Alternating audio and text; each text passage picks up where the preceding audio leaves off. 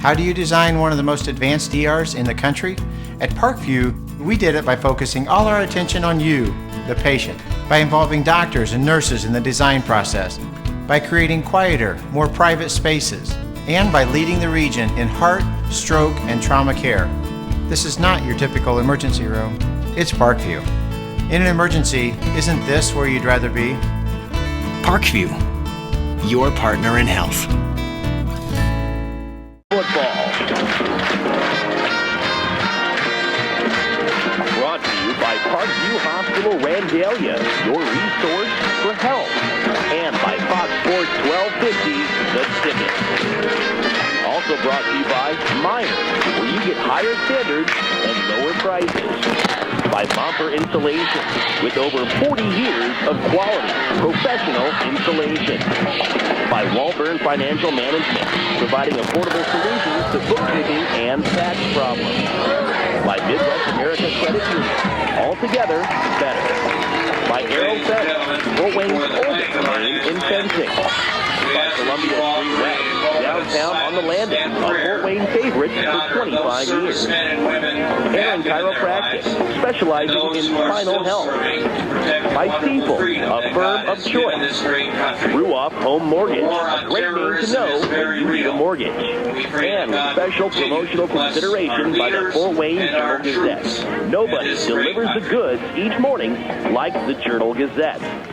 Now, let's head to the stadium and join your play-by-play host, Joe Parson. May God bless America.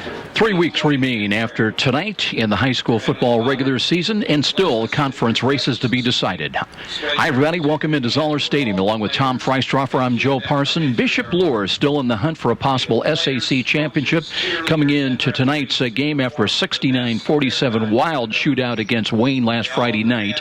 116 combined points in that one scored by the two teams, and for the Knights it was the most points scored in games since 2010. Tom Freistroffer, when they defeated Manchester 69-0 in the sectionals. Knights have won now 4 straight after losing to Snyder in the opening week, and they are averaging over 44 points a ball game their last 3 ball games, so they're really hitting their stride. Well, Joe, we've always known that the Knights have scoring ability, and they've had that in past years. You know, they've taken several state championships, so we know they can score the ball. We've also seen Concordia Cadets twice this year. We know that they can maintain their offensive scheme on the field and eat up the clock.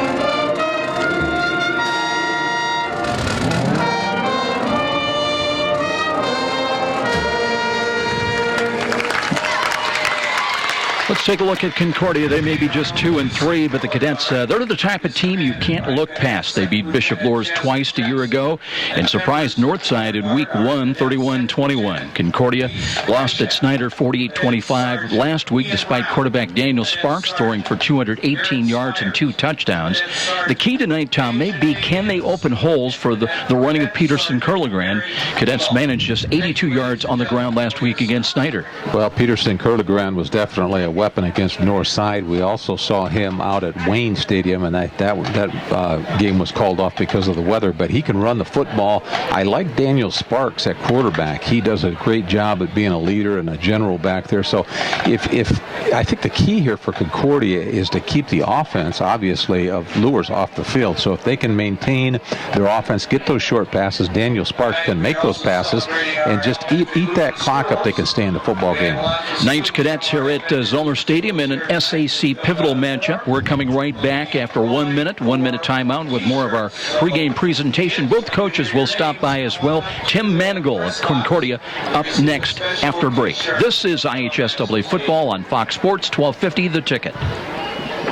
Are you tired of realizing only a 0.25% return on your typical bank savings account? What if it was possible for you to gain 3.5% to 4.5% return on your investment dollars, or even 7.5%? Sound hard to believe? Tim Rooney at Steeple Company can bring you one-on-one planning, focusing on a diversity of corporate notes offered from names you know, making those kind of returns a real reality. A cash management plan that can include preservation of capital while minimizing investment risk. Steeple can start you on the path to sensible investing, helping make your dreams for the future come true. All it takes is that first call to Tim Rooney at Steeple, 260-459-3989. 459-3989. Steeple, making dreams come true every day. Steeple, member SIPC. And now, back to the stadium with Joe Parson and more IHSAA football on Fox Sports 1250, The Ticket. Well, on homecoming, welcome back, everybody. Tim Manigault joining us before kickoff here tonight. Beautiful night. We got that going for us, Coach. Looking back last week, in most games, when you look back, and you say, hey, we scored 25 points. You feel like you're in the ball game, but it's always tough when you go in against Snyder. They ran out to a 27-0 lead, and just tough to play catch-up against a team like the Panthers. Yeah, actually, that wasn't quite right. We jumped ahead 6-0. I apologize. The paper had that wrong, and it was 27-12 at half. We were kind of 2 scores down the whole game. You never really got the sense that we were going to win, but we kind of battled with them a little bit. Snyder really was very physical up front and beat us up a little bit. They're obviously well coached and really good. We were pleased offensively. As you said, we put up 25 points, but we still have some work to do defensively for sure, trying to stop some of these teams. And again, tonight, we've got our work cut out for us again. Well, some of the bright spots last week, Daniel Sparks, I think, threw for like over 200 yards, and C.J. Morris, 10 catches, I think 142. So those are building blocks. Those are very positive things. But as you mentioned, a little bit handicapped tonight because you're going to lose some personnel. Yeah, we had some guys hurt last week against Snyder, and they won't be back yet this week.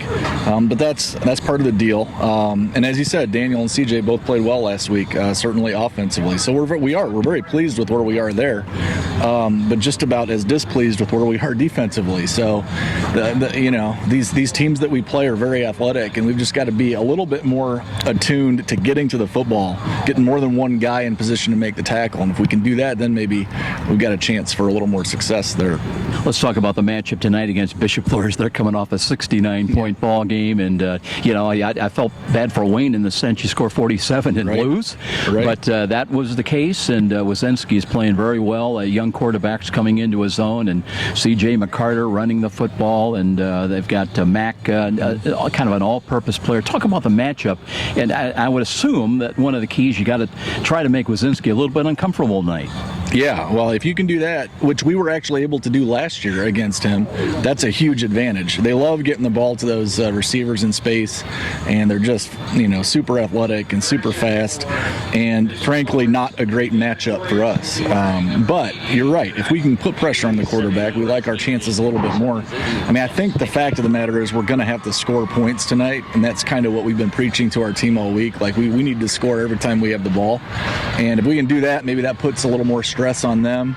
But they're not, they scored 69 last week. They're not shy about putting points on the board. So it's a tough matchup for us.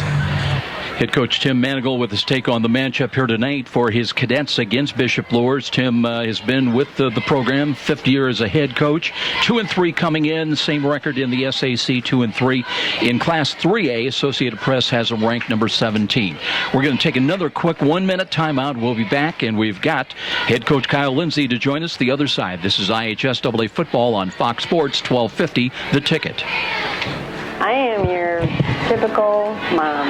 Christy Newhouse for the Parkview Heart Institute. I'm entrenched in my kids' lives, and I eat a healthy diet, and I'm actually probably the last person you expect to have a major heart event like this happen. One day last year, Christy awoke to deep pain in her chest and jaw that later spread to her arm. I ended up going to Parkview ER, and they told me I was having a massive heart attack. Teams from Parkview's ER and Heart Institute worked together to save Christy's life, treating the heart attack, restarting her heart after she suffered a cardiac arrest, inserting 2 stents, and equipping her with a wearable defibrillator that was developed in part from clinical research done right here at Parkview. Fantastic care. To learn more about Parkview's life-saving cardiac care and research, go to parkview.com.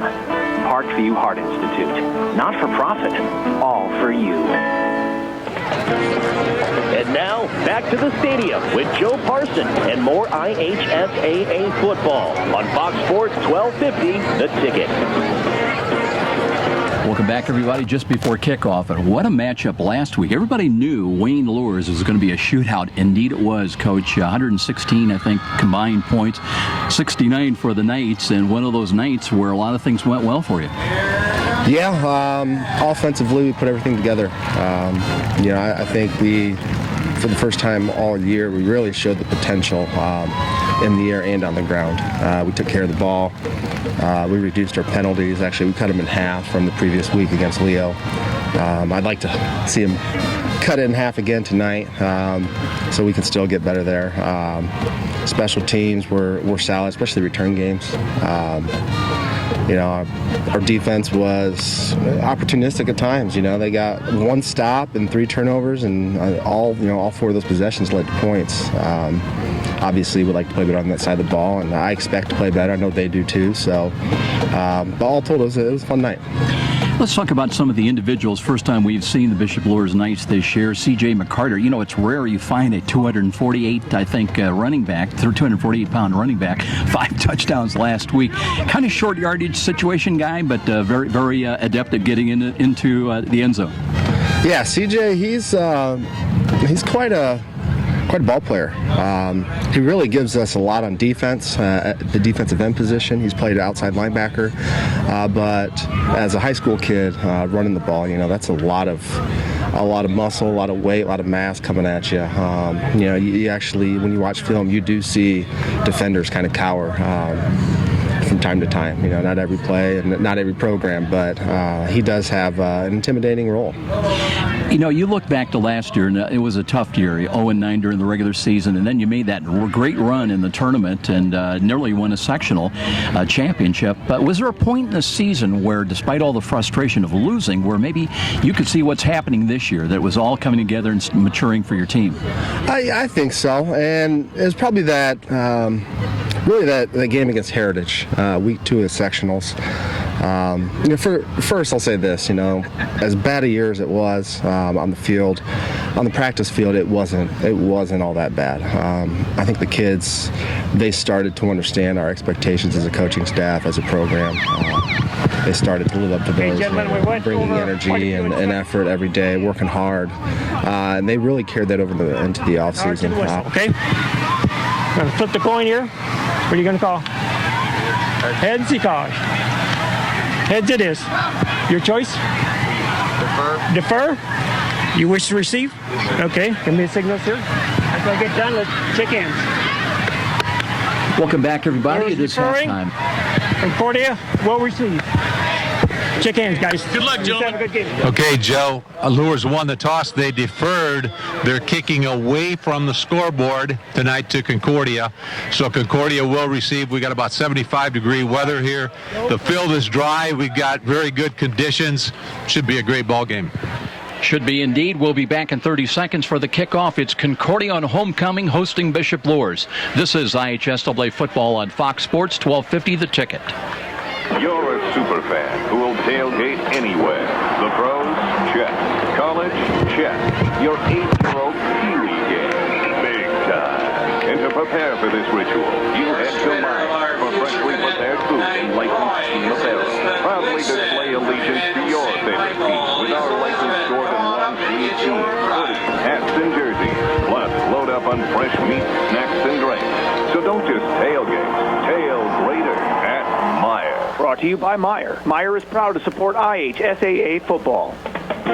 You're listening to the high school football game of the week on WGL Fort Wayne, Fox Sports 1250, The Ticket. And now back to the action with Joe Parson. Welcome back, everybody. Along with Tom Freistroffer, I'm Joe Parson, getting ready for kickoff here tonight. Back in kick return, Peterson Kirk LeGrand. He's got the ball across the 10, 15, 20, up the middle, 25, 30, 35, 40. He's got a chance to go all the way. Inside the 30, to the 20, to the 15, cuts back, keeps his balance, and is down at the 5. Caught from behind on a touchdown-saving tackle. So just like that, a 75-yard return on the opening kickoff, and Concordia feeling like they need some breaks here tonight to compete with Bishop Luers, and they get one on the game's opening kickoff.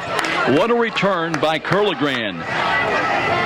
So Curlegrand gets them down deep. Had 2 kickoff returns last week and averaged 58 yards, and he's got the first and goal of the nose of football just outside the 5-yard line. So a big play right to start the ball game.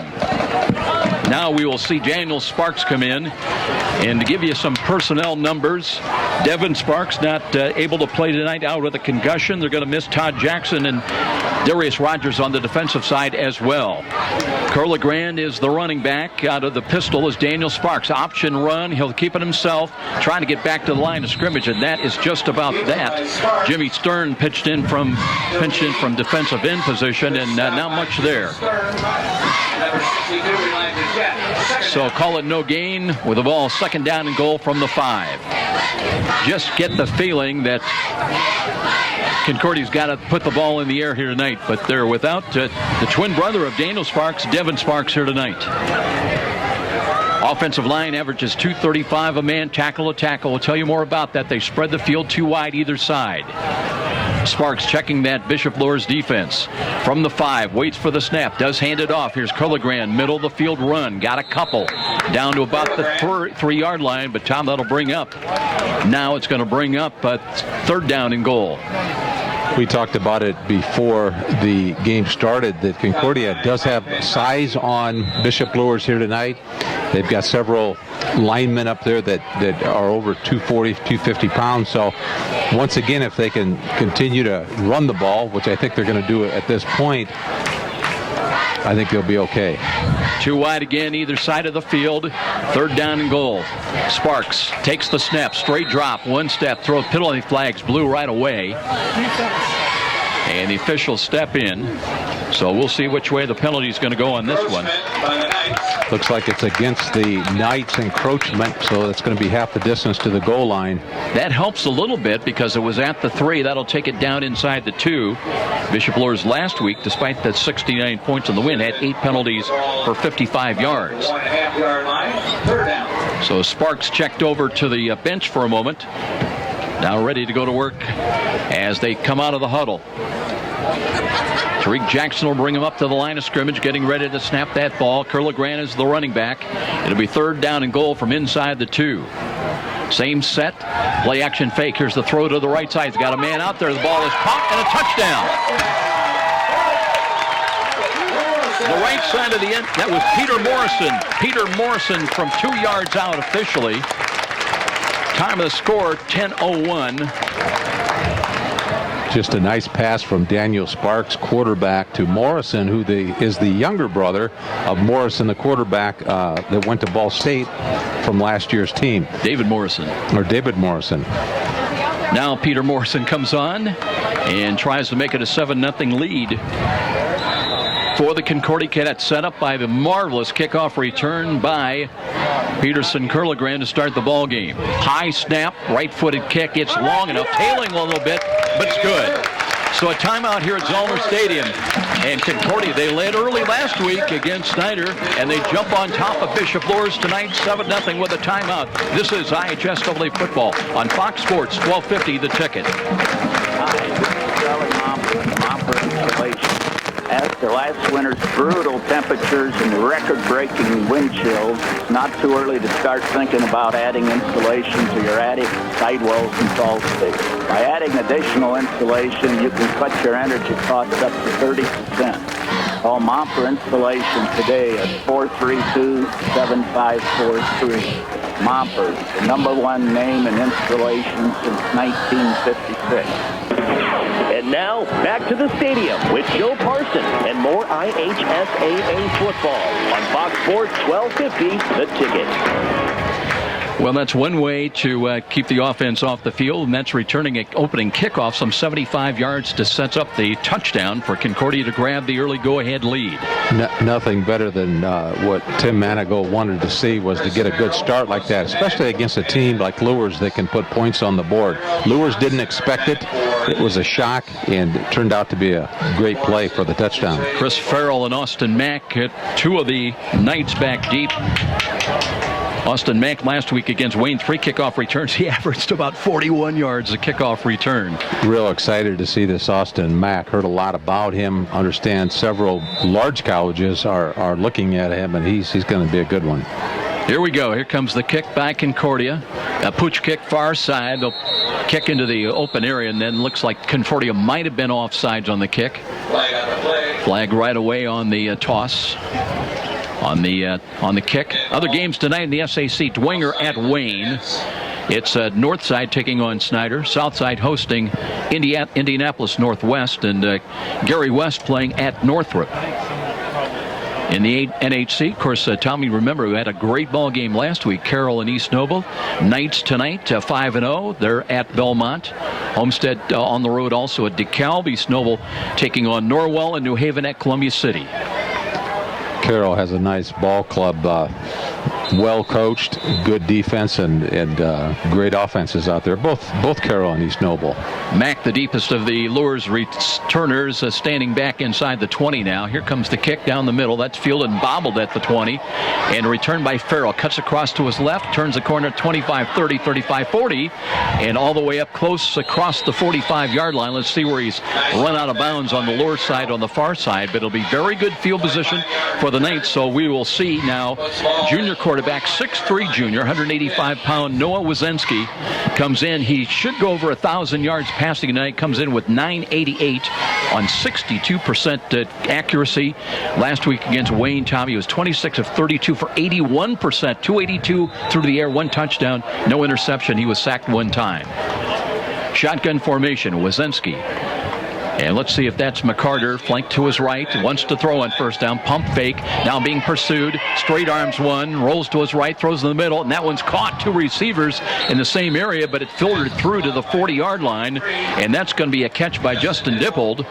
So that one was almost deflected by one of the up receivers, but Dippold at 6'2", able to grab it. Well, he might have been throwing that to C.J. McCarter, the up back, or the single back out of the Luers backfield. Went right through C.J.'s hands and hit Dippold's hands, and but it one been a deflection there. One play, the Knights are at the Concordia 40-yard line. 2 wide to the left, including Dippold up in the slot motion now. Corey Griggs right to left behind the line of scrimmage. And now there's another penalty flag. Procedure is going to be the call against Bishop Luers. Concordia coming out with a 4-man defensive line. They've got a couple of new starters there on the defensive line. You've got Tariq Jackson, who's a junior, 6'4", 315. He's a big boy in there. And you've got Trey Freeman, who's a junior, 6 foot 245 at the other tackle. First down and 15 now after the 5-yard walk-off. Griggs comes in motion again behind the line of scrimmage. Another penalty flag, and something's going on in the center. That back judge. That was also against Luers. So somebody is either coming up off the set position, but that's a walk-off back-to-back of procedure calls against Luers, and now it's 1st and 20. Got Carter Batchelder at one defensive end for Concordia, and Jason Odom at the other defensive end. A couple of other games in the ACAC tonight. Heritage at Leo, Woodland on the road at Jay County. 7-0 on the early touchdown by Concordia. Here's Wazensky, screens the ball left side. There's a catch and a run upfield, and that's stepping out of a tackle. Good play that time by Terrell Johnson. Johnson, who had 3 catches, 42 yards against Wayne, gets all the penalty yardage back plus, and it'll bring up 2nd down and about 7. Definitely can see that Luers' offense is predicated for the pass. They've got 1 up back, a single back, who's McCarter. Had 3 people out to the left, 2 out to the right. So they've got mostly receivers. Griggs up in the slot to the right side. Mack is split wide of him. Motion now by Johnson. Here's a little roll to the right side. Wazinski throwing to a slot and a little bit too wide to the outside. Intended for Austin Mack, but incomplete. Now it's third down. Third down and 7 for the Knights. Wazinski goes 6'3", 188. And the backup is Johnston, who played quite a bit. Johnston has started quite a bit for Luers, so a lot of competition out there at quarterback. Noah Wazinski has done a good job this year as general for the Luers Knights. Knights trying to reach the Concordia 30 on this snap of the football. They trail it 7-0. Clock shows 8:06 remaining in the opening quarter. Clock stopped on the recent incompletion. A little tighter double wing alignment now. They're going to run the ball with Mack. He turns the corner and he's got the first down. He's down the left sidelines inside the 15 to the 10 to the 5 and a touchdown. Austin Mack taking the handoff, sweeping wide to the left side, and it will be a touchdown run of about 37 yards. Kind of see some visions of Jalen Smith, the linebacker up at Notre Dame, who played tailback for Luers, when you see Austin Mack run that ball. Now you can see why they have C.J. McCarter, the big back who weighs 235, in as a one back. He just goes out and he blocks for these option people. Luers has got their wings coming right and left, and he comes out as a lead blocker. Isaac Morgan is the holder. The extra point, Travis Eckert, 9 of 10 last week. Got enough distance on this one on the way and good. So we have a 7-7 tie, and both teams have scored on the opening possessions. Will step out. This is IHSAA football on Fox Sports, 1250 The Ticket. Where do savvy sports fans in the Summit City go when they need to know more than just the score? It's an easy choice. No other media outlet covers the local sports scene like the Journal-Gazette. You get 7 days sideline coverage from the area's most experienced and knowledgeable sports staff. It's a commitment to Fort Wayne that the Journal-Gazette takes very seriously. When you need to know the story behind the story, nobody delivers the goods each morning like the Journal-Gazette. And even when you're on the go, you can still catch up on the latest sports news online at www.journalgazette.net or from your mobile device at www.gmobile.net. Start the sports day right, every day, 7 days a week with the Journal-Gazette. And now, back to the stadium with Joe Parsons and more IHSAA football on Fox Sports 1250, The Ticket. Well, the question I've got, if you're Kyle Lindsey, Tom Freistroffer, do you kick to Curligran? Oh, absolutely. I think if you have confidence in your kickoff team, you're going to kick it, unless you've got somebody back there. Nothing against Curligran, but unless you've got top speedster in the state back there. Well, he got it to the 5 last time. They do kick it near side and goes out of bounds. They're willing to concede the penalty if Concordia elects to take the penalty for good field position, and my guess is they will do that. Tim Manigal said, let's start 1st and 10 at our own 35-yard line. Now, that doesn't go to say that when I was a coach, I didn't kick away from people, Joe. I definitely did. There's a tendency back there. I thought you're just hard-nosed enough and stubborn enough. Oh, no. Well, he did it once. Let's see if he can do it again. So Daniel Sparks brings his offensive unit out once again. Now 7-7 tie. He hit Peter Morrison with a 2-yard touchdown pass. Just 2 minutes into the ball game, but Austin Mack on a sweep left has tied it up. And here come the Cadets now with Curligran operating as the one back. And again, they'll have 2 wide either side of the field. Sparks ready to take the snap. They'll set it up the left side hash mark. One 2-step drop being pursued. Throws near side. There's a catch. And then when to Justice King got it across the 40. Had to come back a little bit to help out the quarterback. They'll give him a forward progress spot of the ball, Tommy, up around the 43. That's exactly what Concordia Cadets want to do against the Knights. They've got, like we say, a larger offensive line than Luers. And they can block for Daniel Sparks. If he can get those short passes out in the flats and control that football, keep it away from that offensive threat. Look at how easy it looked for Luers to go down and score.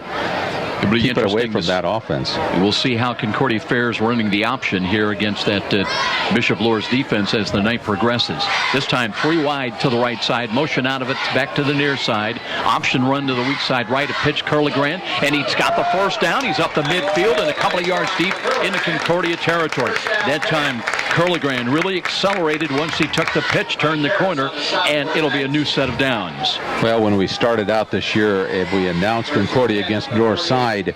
The head football coach, Tim Manigal for Concordia, said, watch Curligran. He's only a sophomore, but he's a guy to watch this year, and he certainly, I think, lived up to the hype. No question about it coming in. As we mentioned, he did have 14 carries last week, 63 yards and a touchdown, but it was against Snyder.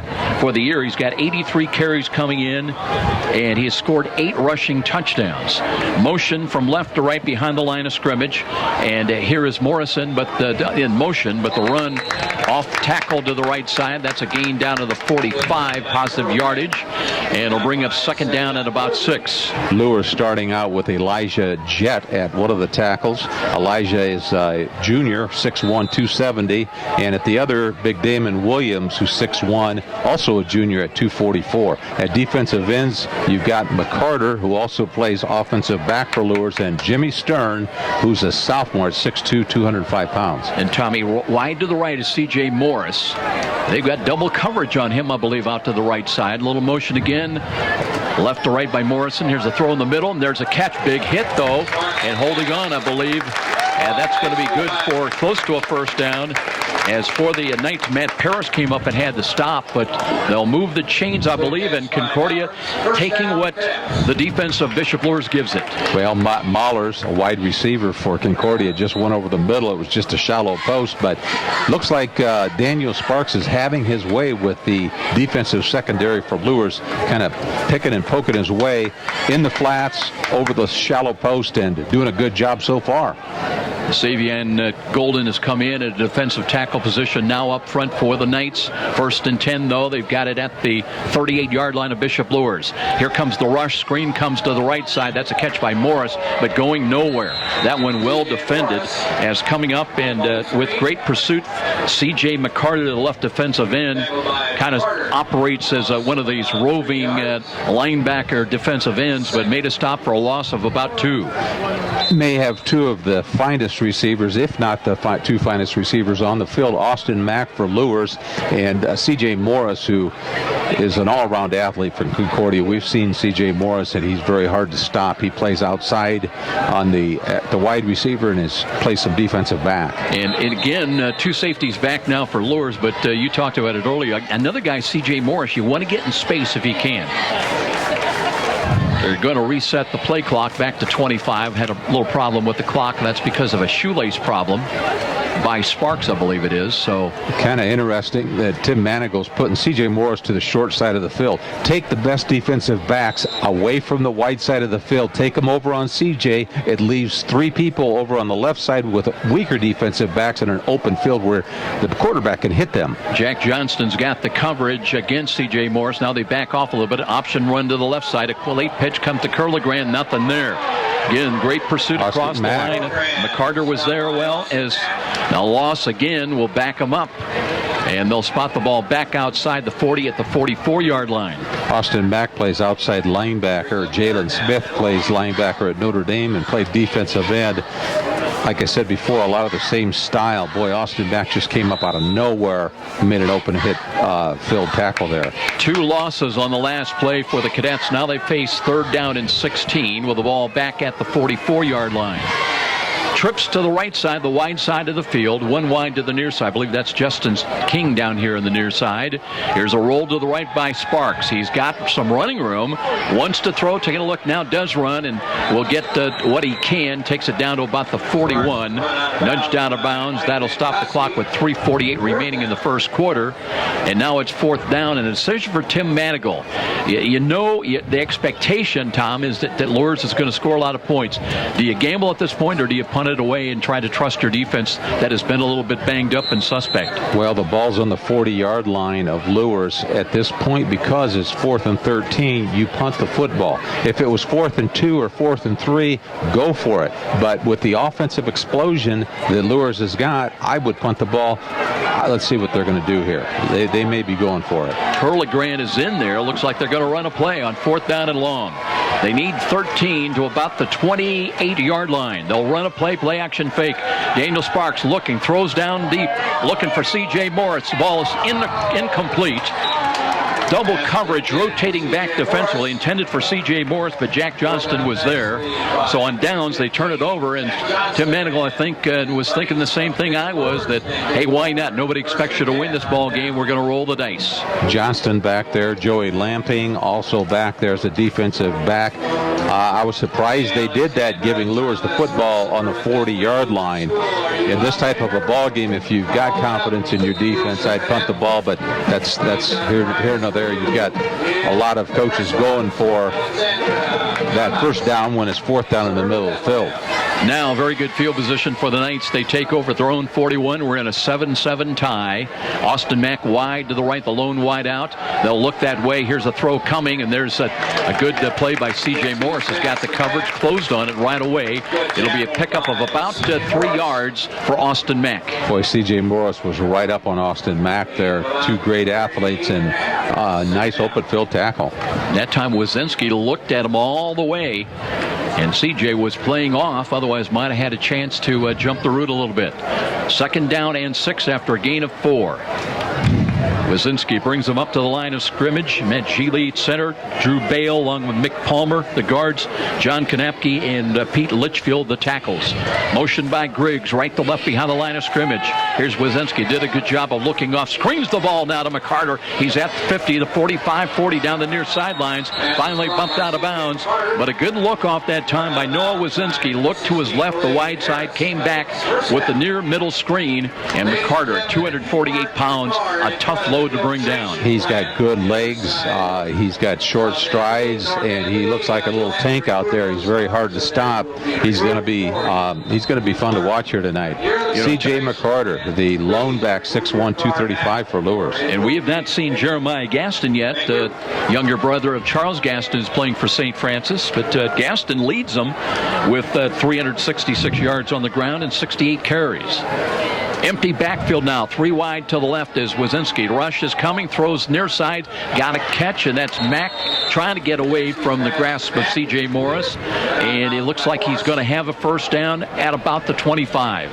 Coach Lindsay, Kyle Lindsay, the head coach for Bishop Luers, an all-state quarterback out at Luers, took him to a championship, played quarterback at Luers, and that's an advantage when you have a head coach that played quarterback and knows the mentality and can teach a guy like Noah Wazinski how to throw the football, and he sure looks like he's sharp out there tonight. Coach Lindsay been battling some medical issues and spent a little time in the hospital, but said he thinks he's doing a little bit better. Empty backfield again. Mack in motion. Now they'll have 4 wide to the left. Here's a ball in the screen, middle screen, and they've got some running room for Griggs. Cuts to the 15 and spun around and dropped by Morris, and there's going to be a penalty flag.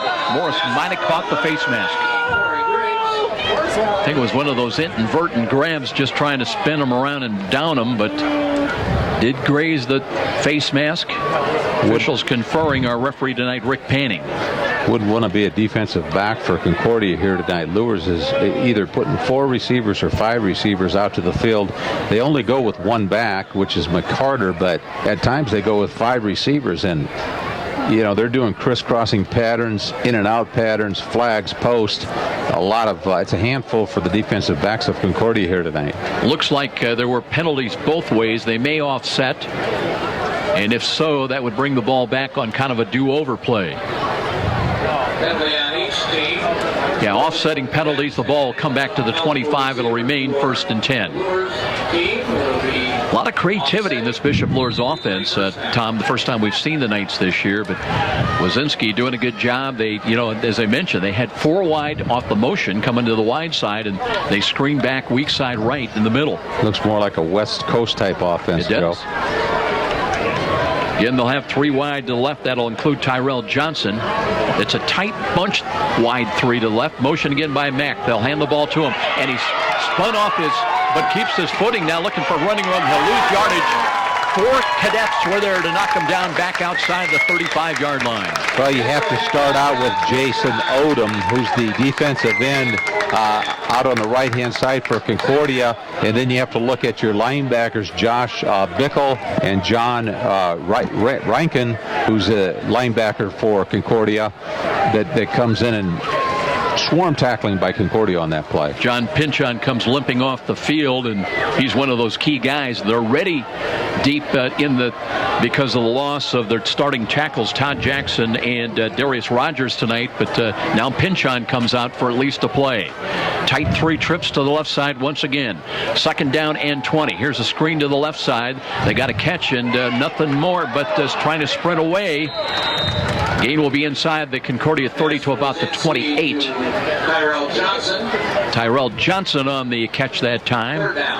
You've got Sam Kayunga as a defensive back for Concordia, a junior out there. C.J. Morrison kind of switches off with C.J. Morris switches off with Peter Morrison at the other corner. Deion Sparks back at the safety along with Curligan, who also, the running back, plays in the back. Luers looking at 3rd down and 14. Final 17 seconds of the opening quarter. They've got to get down to the 15-yard line. Obviously in 4-down yardage area. Wazinski out of the pistol, fakes the handoff, throws the left quick slant, is caught, and they've got a 1st down. It'll be 1st and goal, and the quick slant down deep as that ball was caught by Justin Dippold, and it'll be 1st and goal for the Knights as they look to take their first lead of the night in this 7-7 tie.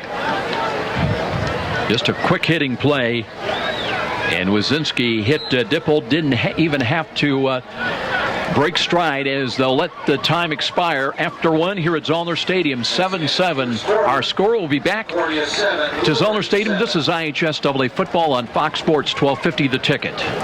It's time. The 2014 Battle of the Bands. Sweetwater is giving away $3,500 in gift certificates. You'll get media exposure on one of the magazines. Columbia Street West will pay $3,000 in cash prizes. You can get registered right now at the Wood Nickel on North Clinton, or even see Richard at Columbia Street on Friday and Saturday night and sign up in person. The band starts every Thursday night at 9 p.m. with a $5 cover to get into the bar. Do you think your band is the best in town? Then prove it. Be in the 2014 Battle of the Bands at Columbia Street West. I'm Kathy, and I've worked for Midwest America for 10 years. I like to get to know the people that I'm helping or assisting. So to do that, I get to know things about their lives that are happening, whether they are going on a cruise and how to save for that cruise, or whether they're going to have another child and what they're going to name those children, because you have to know their personal life in order to really help them meet their financial goals. Midwest America, all together, better. And now, back to the stadium with Joe Parson and more IHSAA football on Fox Sports 1250 The Ticket. 10 years ago.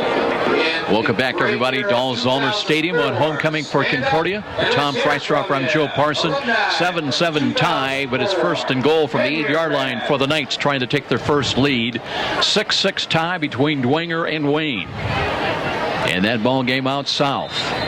Wazinski's got McCarter as the running back out of the pistol lineup right now. Offset a little bit, flank behind him to the right. Tight trips to the right side. Wazinski wants to throw, throws left side's got a catch and a touchdown. Tyrell Johnson on the receiving end. 1 play into the 2nd quarter, and Luers has taken a 13-7 lead on the 8-yard touchdown pass. Definitely see why you have an explosive offensive machine for Luers. Noah Wazinski's got a great arm at 6'3". He's taller than most of the offensive linemen. You want a quarterback like that. He can just step back in that pocket. Basically, he's coming out from a shotgun where he's not underneath the center and just throws that like a bullet right on the numbers. What a great quarterback. Tyrell Johnson, his 2nd touchdown catch of the year. Eckert on to add the extra point. Right-footed kick. Got a lot of elevation on the way, and it is good. They scored 69 points a week ago against Wayne. Right now it's 14-7 Knights with a timeout here at Zollner Stadium. This is IHSAA football on Fox Sports 1250 The Ticket. If you are one of the many Hoosiers suffering for years from neck and back pain, we have good news for you. Did you know there are now new non-surgical approaches to easing, reducing, and even eliminating pain in the neck, back, and spine? You are invited to Aaron Chiropractic, located on Fort Wayne's northeast side at College Park, just off Stelhar Road, to discover a new approach, a new treatment plan for pain relief and pain management. The start to a pain-free lifestyle may be just a phone call away. What are you waiting for?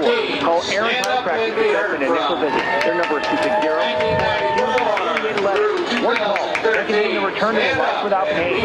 Aaron Chiropractic. And now, back to the stadium with Joe Parson and more IHSAA football on Fox Sports 1250 The Ticket. Touchdown pass from Noah Wazinski. That's his 11th of the year. Came in, Tommy, averaging just under 200 yards a game through the air, and he has been really spectacular so far here tonight. He's got a good quarterback, Jack Johnston, who is backing him up. Johnston and Wazinski, vied for that position. A lot of competition out there. You've got a good, strong quarterback behind him, but you're correct. The way Luers lines up with 4 receivers, usually with 4 receivers, but sometimes 5 receivers when they take McCarter and put him up on the line, Wazinski's got to be able to throw the football. Here's a line drive kick, and that's taken by Morrison. Morrison cuts at the 15 to the 20, 25, looking for running room, and hurls across the 30-yard line up to about the 33-yard line. So here come the Cadets back to go work on offense. They trail it, though, now 14-7 here at home. Haven't seen a lot of running out of Concordia, which surprises me a little bit, but I can also see the mentality on Concordia Cadets on their part. If Luers is going to come out and pass it and score every time they have the football, Concordia is going to be forced to throw the football here tonight, and they have, and they've been successful. Cadets now work from their own 33-yard line. Early moments of this second quarter, 14-7 Knights. Knights with cover 2 safeties back. Little motion by Morrison. Here's Sparks out of the pistol. Drops to throw. Screens over the middle. He's got a catch. Cut to the 35 to the 40. And fighting for the first down stick. Curligran coming out of the backfield has the catch, and it is good for a first down. That was just a beautiful middle screen. You saw all of the defensive linemen for Luers just running through the offensive line of Concordia like a hot knife through butter. I was wondering what was going on. Then I saw the screen. Curligran is open. Just a beautiful play by the Cadets. I want to remind everybody, coming up at halftime, we have Adam Richards from Midwest America Credit Union joining us. He'll be talking about mobile banking. And Tommy, you may never need to leave again your house to do banking. We'll talk more about that at halftime. Here's a pass near side. C.J. Morris has got it. Spins out of a tackle, cuts to midfield, and out of bounds on the Concordia side, short of the first down. He got to about the 48-yard line before he was bumped out of bounds. But that'll be a gain of about 5 or 6. Almost a shoulder tackle down there by one of the defensive backs for Luers, but what an athlete, C.J. Morris. Got him out in the open field, gave a little juke, and looks like it's going to be first down for the Cadets. And more. Roughing the passer call against Bishop Luers. They'll tack on 15 more yards against the Knights. This is nice to see. We've got good weather. I don't think it's going to be a matter of people getting very hot and tired here tonight. If Concordia can continue to do this, put some points on the board here, we could have a ball game. Let's keep it this way another 5 or 6 weeks. Can you arrange that? This would be nice. Penalty will take the ball to the 33-yard line. 1st and 10 for Concordia. Clock approaching 11 minutes, time remaining in the first half. Homecoming, will be extended halftime. As here is Daniel Sparks. A little motion by Morris to the wide side. Option run, and that's a keeper run on the quarterback. Option read option by Sparks as he cuts to the 30-yard line. He'll pick up 3. Similar backfields, similar receiving cores for Concordia as mirrored by Luers, and vice versa. Concordia comes out with 1 back, 2 receivers to the wide side, 2 receivers to the short side of the field. So Daniel Sparks, the quarterback for Concordia, has got 4 receivers, very much like the offense that we're looking at Luers here tonight. They spot that ball back at the 31, call it a gain of 2, and again they'll be 2 wide either side of the field. Curligran is the running back, lined up behind. Sparks wants to throw, looking, he's got a man downfield. There's the catch made at the 11-yard line. It's Morrison who went high and gathered it in. And it'll be 1st and 10 at the 11-yard line for the Concordia Cadets. Looks like Joey Lamping is a cornerback there. He's a cornerback for the Luers Knights. He's a senior. He was watching the receiver as he should, but at the last minute, he should have put his hand up to deflect that. What a nice pass by the quarterback, Daniel Sparks. It really a nice job of answering the Luers score. They've scored 2 touchdowns after Concordia took the early 7-0 lead and trying to get into a tie here at home on homecoming. 3 wide to the left, 1 to the short side. That's C.J. Morris. Here's a roll to the left side by Sparks. Looking, throws into the backside. That one nearly knocked down and almost intercepted. always tough for a right-handed quarterback, Tom, when you're rolling to your left and trying to position your body, square up the shoulders, and throw against your momentum in the green. Very, very tough. But we have been impressed with the arm strength of Daniel Sparks and the poise of Daniel Sparks, the junior that starts for the Concordia Cadets. He's got a lot of poise. He leads that team like a general, and they look relaxed out there against Luers. Morrison, part of the 3-wide set to the left once again. He's caught a touchdown pass, comes back in motion, reverses back to the wide side. Here's the draw coming up. Curligrand cuts to the 10, to the 5. Nice inside move, looking for the end zone. He reached out and he scored. Nice tough run from 11 yards out by Peterson Curligrand, and we're a conversion away from a tie ball game on the draw. Just a beautiful play. They had Curligrand as a lone back, 2 receivers to each side. Luers, everybody on Luers defense looking for a pass. Give it to Curligrand right up the middle, and boy, he can run the football. 11 yards on the draw play run by Curligrand. Now the extra point. Morrison will come on to try to tie the game. So Concordia right where they want to be. They've matched, or trying to match now, the extra point and trying to tie this game up at 14. Waiting for the snap. Right-footed kick is on the way. Long enough, and it is good. 14-14 our tie here at Zollner Stadium. We'll be back. This is IHSAA football on Fox Sports 1250, The Ticket. From Humble Ridge, some 30 years ago, the name Ruoff Home Mortgage has been built upon a legacy of making dreams of home ownership a reality. Loan officers Doug and Julie Carroll are proud to help you establish your roots with a mortgage for your new home. They understand that every borrower is different, and they work hard to get you a mortgage that fits your needs. Call the Carroll team at 602-9768 to find out which program is right for you. When you need a mortgage that is simple and straightforward from a hometown name you can trust, call Doug and Julie Carroll at Ruoff Home Mortgage, 602-9768. And now, back to the stadium with Joe Parson and more IHSAA football. Here in Whirling, from Central Lutheran here in Whirling. Come on up to the Back at Zollner Stadium, new ball game. Welcome back, everybody. Been a good one on a good night. Great football night. 76 degrees at kickoff. A little breeze out of the east-northeast, about 8 miles an hour. But, boy, they don't come any finer than this one. Can't ask for a better night. Great night for high school football, like you say, out here at Zollner Stadium.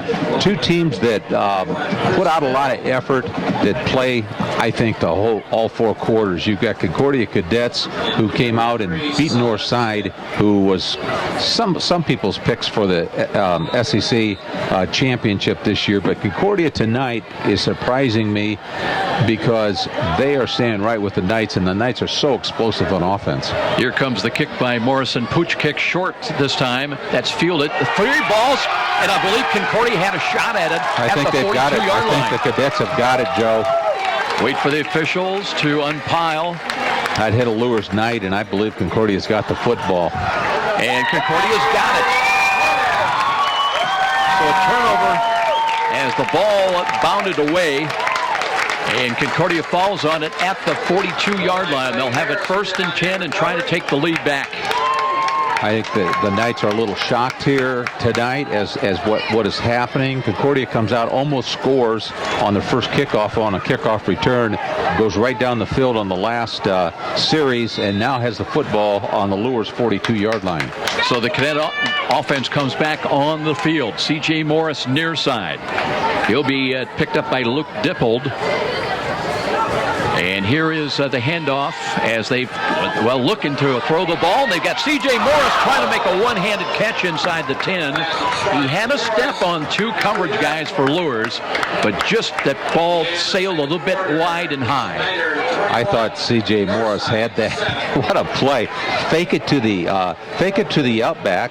You've got a man in motion. Fake it to him on a reverse, and then throw it out to C.J. Morris. Almost completed it down the sideline. Tommy, I thought he did a good job of disguising the play because I thought they handed it off, and then suddenly Sparks was throwing down the right sideline and nearly had a touchdown.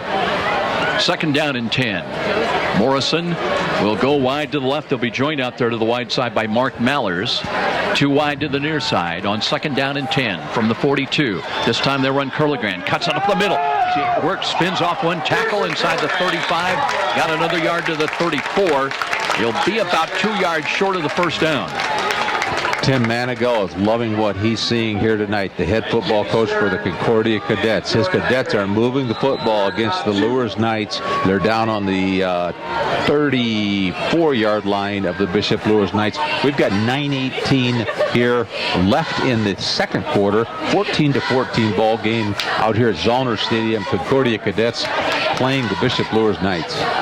Knights looking for a little more beef up front. They bring in 285-pound junior Savion Golden at a defensive tackle. Motion near side, and that'll give him an automatic first down. Looked like Jimmy Sturm, the left defensive end, jumped there. Watch the football. That's what we always had a drill. Watch the football. Don't watch the quarterback. Don't listen to the signals. Watch the football. Remember in that Wayne game, Daniel Sparks, he's got that stuttered cadence call, and he's got the ability to draw the defense offside, and it worked again that last snap. 1st and 10 now of the ball at the 29-yard line. 14-14 here with 8:58 remaining until intermission. Again, Concordia breaks the huddle with 2 wide either side of the field. Tariq Jackson ready to snap the ball. Out of the pistol to Sparks. Option run to the right. Pitch of the ball. Curligran. 30, 25, 20. Cuts back and upended. Arm tackle that time. Knocked him down inside the 20 at about the 18-yard line. They may give him another yard close to the 17. Nice open field tackle there by Joy Lamping, who plays in the back. He plays corner and he plays safety in the back. He's been doing a good job coming up on plays here tonight. Just reached out with the right arm, but got enough to knock the pins out from Curligran. 1st and 10. Here come the Cadets now. They're able to run the ball, having some success at least this series. And they'll have it 1st and 10 at the 18-yard line. This time 3 wide to the left side. Motion Morrison comes back down to the wide side as Sparks on the draw. Curligran this time not finding the running room. Maybe got a yard to the 17. Curligran running into big Elijah Jett down there, who plays defensive tackle. Damon Williams at the other tackle. Both juniors go 270 and 244 respectively. Mike Sturm also from a linebacker spot had 9 tackles last week against Wayne with some assists. That'll be a gain of 1. And the ball at the 17. Clock moving inside of 8 minutes now. Time remaining. Don't forget, next Friday night, our Football on Fox Friday Night Lights feature.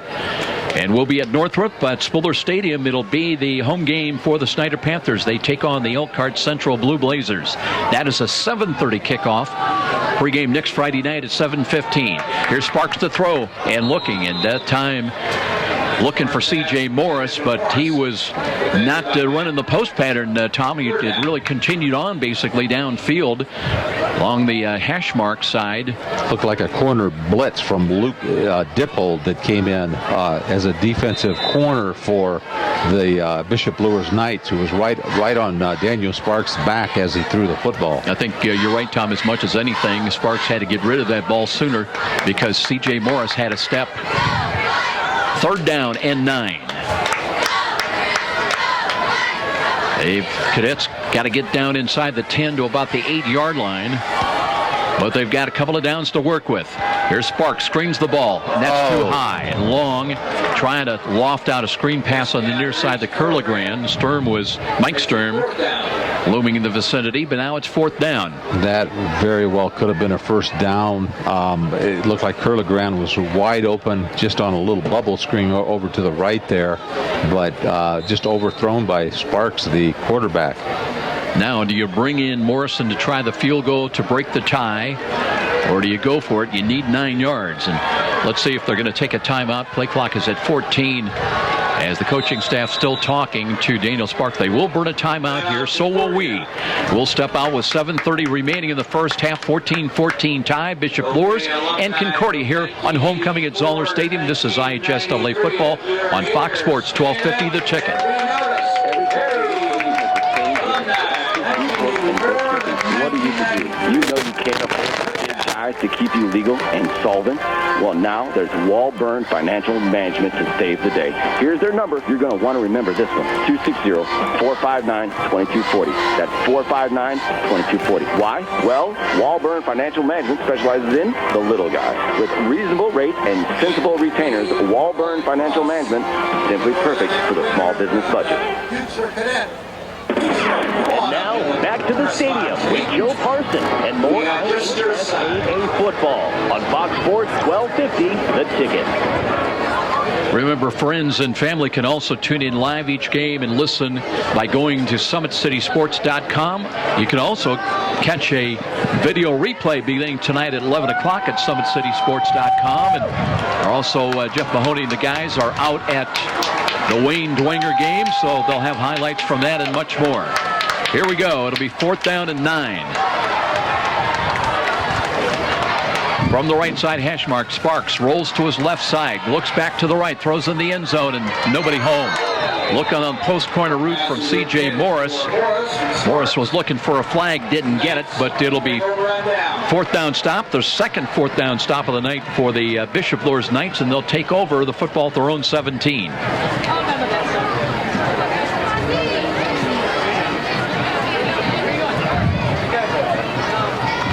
So we'll see Noah Wazinski coming back into the ball game to run the offense once again for the Bishop Luers Knights. They have a rushing touchdown on a sweep from Austin Mack. And a touchdown pass good for 8 yards to Tyrell Johnson from Wazinski. Now on the counter run, they've got open running to the left side. And that's a gain across the 20, 25, 30 near side.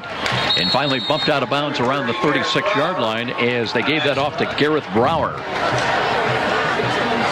So Brower, the new running back in there, who comes in with 1 rushing touchdown on 6 carries and 75 yards.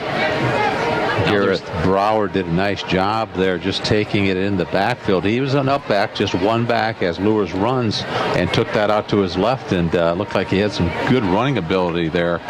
Brower is a sophomore, 5'9", 153 from Bishop Luers. Not yet seen Jeremiah Gaston in the background in the ball, or the backfield, I should say, in the ball game. And let's see, I think C.J. Morris, Thomas, coming out of the ball game. It looks like he's a little banged up. Don't want to have that. He's the outstanding cornerback for the Concordia Cadets, along with being a wide receiver. Looks like Luers, I would have to say that Luers is going to try to strike here. You've got 7 minutes left, 14-14 ball game here in the second quarter. Wazinski out of the pistol alignment, running back flank to the right, wants to throw near side. He's got an open catch. That's Tyrell Johnson. Spins down the left sidelines and all the way he's into Concordia territory to the 45. Haven't seen much of Tyrell Johnson, but he looks like he has got speed to burn down there. He really does a good job at what he's doing after he catches the football. Another first down for the Knights, racking up a lot of real estate yardage. Mack splits the huddle and comes out wide to the right side. Split inside him will be Corey Griggs. 1 wide, 1 flank out to the near side. And the running back, I believe, remains Gareth Brower. As the run, Brower opening again, 35-30. Angles to the left side and finally pushed out of bounds around the 20-yard line. And tell you what, you've got T.J. McCarter at 248. And then you got the quickness of the 5'9" sophomore Gareth Brower, and he's picking them up and laying them down. Exactly what was going through my mind, Joe. You've got 2 backs that complement each other there. If you want the power, put in McCarter. If you want that speed, put in Brower. And Brower looks like he's finding the openings down there. Thunder and lightning for the Knights as they're on the move again at the 22-yard line at a 14-14 tie. Here's a quick screen to the right side, and that's running room from Mack. Mack's got the first down. He will, almost score. He did get in. 22-yard screen pass touchdown at the 6:41 mark. And the Knights break on top again at 20-14. What acceleration speed by Austin Mack. He's a wide receiver to the wide side of the field. We haven't seen Luers yet this year. We've heard about some of the high scores that they have had. That last score out at Wayne, I think it sounded like a basketball game. Luers had 69 points, and Wayne had, what, 40 or whatever. That's what I was amazed. You score 47 and you lose. It's unbelievable. unbelievable. But Mack, he has got that pickup speed. Eckerd with the extra point, 21-14. Knights with a timeout. So they're on top on the road by 7. And this is IHSAA football on Fox Sports 1250, The Ticket. Next time you're downtown and needing to feed your sweet tooth, you're just a few steps away from Rudy's. Fort Wayne's perfect location for stocking up on those famous-to-brand gourmet chocolates the Summit City is famous for. Rudy's is located just catty corner from the main entrance to Parkview Field. In fact, Rudy's is a great place to meet up with friends before an event at the ballpark. There's even outside patio seating, ideal for relaxing after work. An assortment of adult beverages and drinks to choose from as well. Rudy's is simply different in downtown Fort Wayne. And now, back to the stadium with Joe Parson and more IHSAA football on Fox Sports 1250, The Ticket. Well, Austin Mack has run for a touchdown. Now he's on the receiving end on a screen pass from Noah Zinski. And it's a 21-14 lead for the Bishop Luers Knights. Score elsewhere, it's Snyder in the lead over Northside at 28-7 in that one. Knights will kick it away from right to left. Teeing it up will be Matt Paris to kick the ball away. Peterson Curligran back deep. He started the ball game with a 75-yard kickoff return that got him down at the 5 and set up the opening touchdown. Here's a kick to the far side. That's fielded at the 20. Running wide to the right side, 20, 25, 30. On the return up the middle then to the 31-yard line was where the Concordia Cadets get ready to go back to work offensively. Got 6:33 left here in the second quarter. Bishop Luers out at Zauner Stadium is leading the Concordia Cadets 21-14. Well, Daniel Sparks will come back into the game now, and again, as we talked about earlier, Tom, they were resilient. They were able to answer the Bishop Luers score with one of their own, get into a tie. Now they've got that same challenge with decent field position at their own 32. Curligran remains the running back, and 2 wide either side of the field. 9 men within about 8 yards of the line of scrimmage for the Knights. Here's the throw, and there's a catch made. And boy, there's a big high hit that time. It's coming up was Isaac Morkin to make the stop. That'll be a gain on the catch of about 4, maybe 5 yards. Morkin, a household name out there at Bishop Luers. A lot of Morkins have been around. You've got a Geely out here on the team, along with the Sturms. A lot of names that had big family names. Had people playing before them. By the way, that's a gain of 6, so second down and 4. Maller's in between wideouts, part of the trips package here to the near side. Option run again by Sparks. Pitches the ball. Curligran looking for running room, won't find it. Maybe got to the 40. Gains about a yard and a half. They may mark that just across the 40. We'll see where they spot the ball, but it's going to bring up third down and still a short 3. Well, they didn't give them a very good spot. That's back inside the 40, between the 39 and the 40.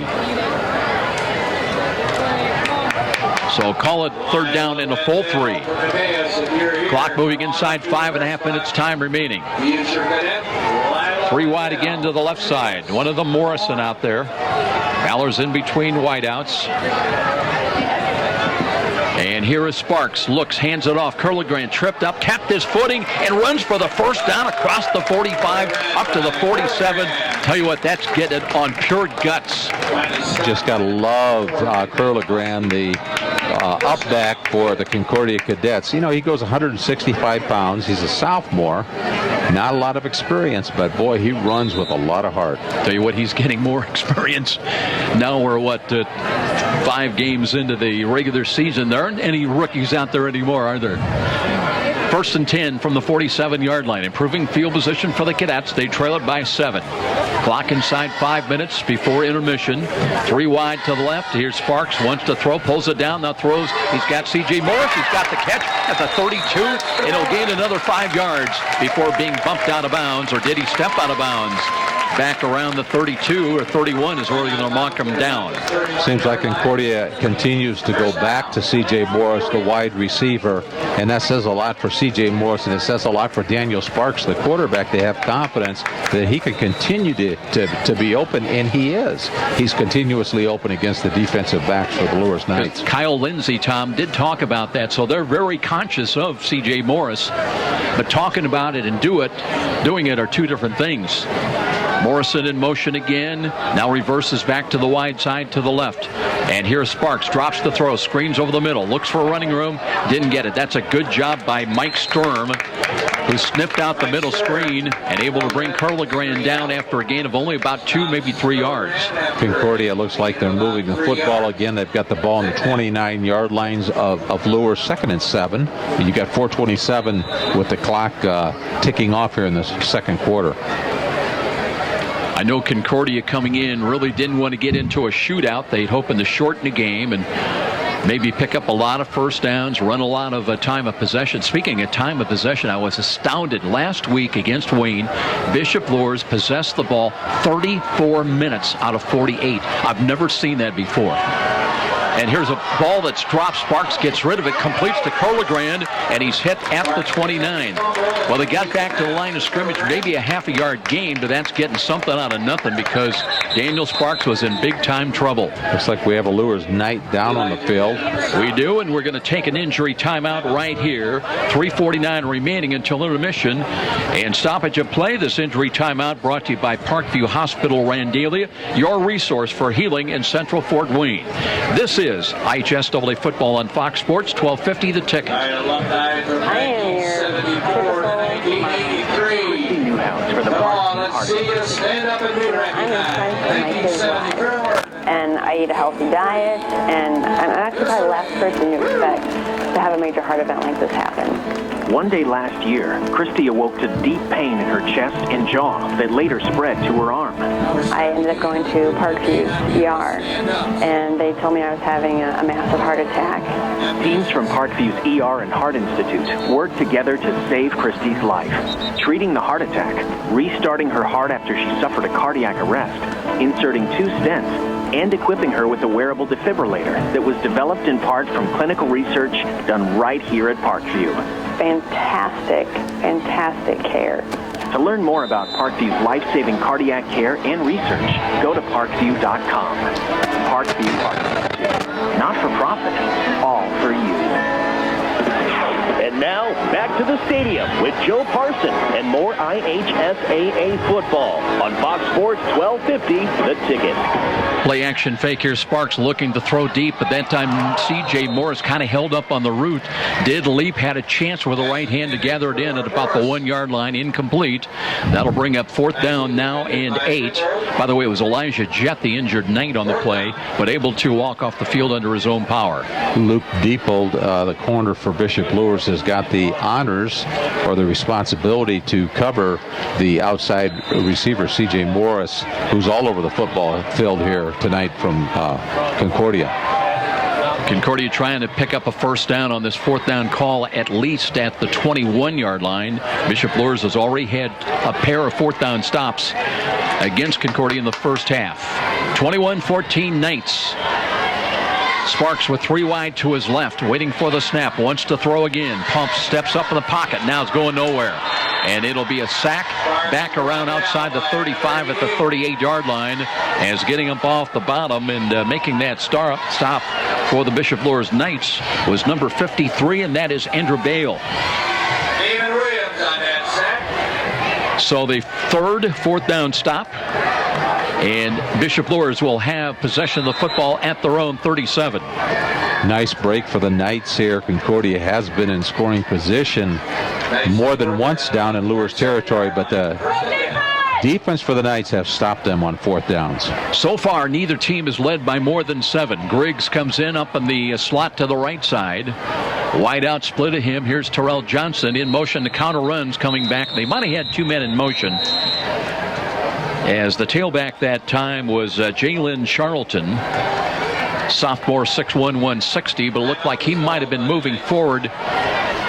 And they had the motion by Johnson also occurring. And what are we going to have here? Officials timeout. We'll step out as well. The ball will be at the 36. We'll sort it out. This is IHSAA football on Fox Sports, 1250 The Ticket. So, those are the words you expect to hear when selling a home. And Rick Widman from Century 21 Bradley can give your family the advice, expertise, and satisfaction to fit your needs when buying or selling a home. With Rick Widman's 35-plus years of experience, you'll find an effective method to accomplish your goals. Select the proper loan and feel the comfort of your new home. When you think real estate, think Rick Widman at Century 21 Bradley, 260-704-6565. 704-6565. Be sure to ask for Rick. You're listening to the high school football game of the week on WGL Fort Wayne, Fox Sports 1250, The Ticket. And now back to the action with Joe Parsons. Well, it's going to be first down for the Knights. They've got it now at their own 37-yard line. Johnson in motion, left to right behind the line of scrimmage. Wazinski knocked down at the line of scrimmage, nearly intercepted by Concordia, but incomplete. That'll stop the clock with 3:15 remaining until halftime. Defensive end there in the ball game for Concordia. Let's see who that was. Gary West, 12. Northrop, 7. Didn't quite catch that number down there, Joe. 5, north side, 7. Looks like James Dixie. He's in a defensive end. Austin Max comes wide to the right side. Split inside him will be Corey Griggs. 3 wide to the right, the wide side on 2nd down and 10. Wazinski wants to throw, being pursued. Flush to his right, straight arms one, throws it as far as he can. That one short hops incomplete. Intended for Griggs at about the 45. But even off balance, you could see the strong arm of Noah Wazinski. First to evade the rush and avoid the sack. And then off balance to throw the ball upfield.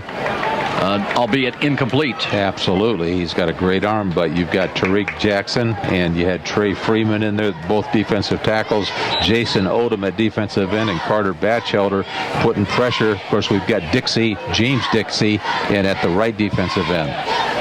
3rd down and long as the Knights try to reach their own 46-yard line on this snap. And they'll have the same trips package wide to the right side. Wazinski rolls to the right, buying a little time. Rush is coming, now throws the ball, and that one is caught for a first down. I believe that's Griggs, and he's into Concordia territory inside the 45. Out of bounds somewhere around the 42, maybe the 41-yard line. So they needed 10, and they got much more. First down. They'll move the chains. And the clock stopped while they moved the chains. It'll be 1st and 10 with 2:59 remaining. 1st and 10 at the Concordia, just outside the 42-yard line. They wind the clock, and here we go. Wazinski, this time. Motion, Terrell Johnson. Hands the ball off, and a sweep to the right side. Runs over one intended tackler at about the 37 for Concordia. And bangs his way close to another first down. That's a powerful run that time by Terrell Johnson. Johnson isn't that big. He's 181 pounds, but he does run very powerful, and he's very fast. He's got a lot of speed. Gains 9, 2nd down and short. Mack to the short side, split wide to the right. And let's see if Dippold's in there tight to the right. 2 wide, Twins out here to the left. They'll run the ball. C.J. McCarter looking for running room. Just bowls his way inside the 30 of Concordia down to about the 28-yard line.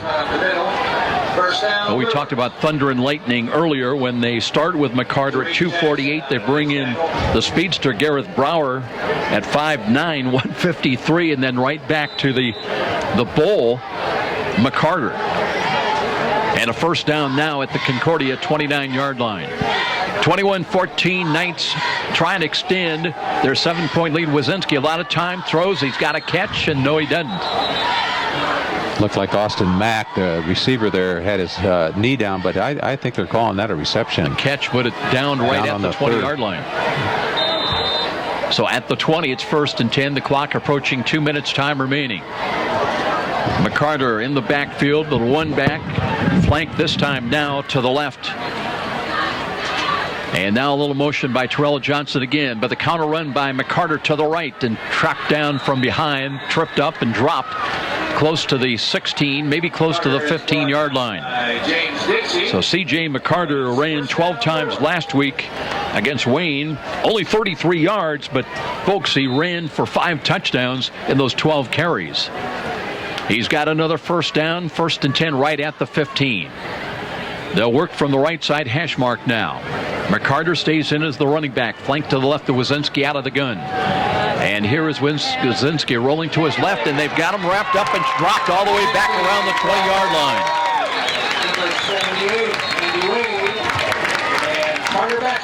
Good to play that time. Dixie came in there. James Dixie had some pursuit.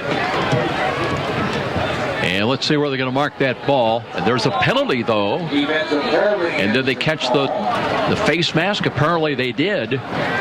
So instead of a loss at the 29, we'll check the walk-off. But Bishop Luers is going to be in business with 1:37 remaining in this first half. Rick Panning, our referee. And now the walk-off from the spot of the ball back at the 29.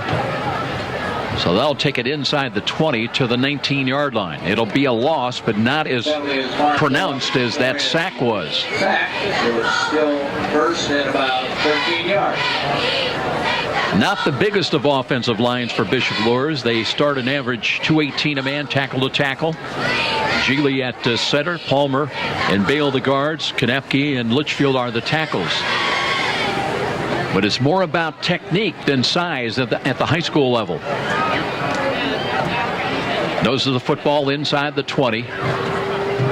And discussion now between Rick Panning, and there's going to be a timeout called by Bishop Luers. 1:37 on the clock. Knights up by 7 here on the road, 21-14. This is IHSAA football on Fox Sports, 1250 The Ticket.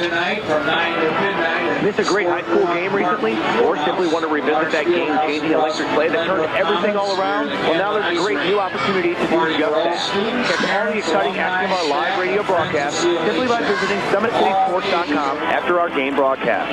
Plus, many other high school sports highlights to choose from as well. It's all new and available now at SummitCitySports.com. And now, back to the stadium with Joe Parson and more IHSAA football. Fox Sports 1250, The Ticket. With Tom Price-Stroffer, I'm Joe Parson. Welcome back to Zollner Stadium. Absolutely gorgeous night for high school football. It started with 76 degrees, sunny skies, light winds out of the east, about 8 miles an hour. The state champion Concordia Marching Band getting ready to form up, and they'll be performing at homecoming at halftime. But right now, the business at hand is Bishop Luers.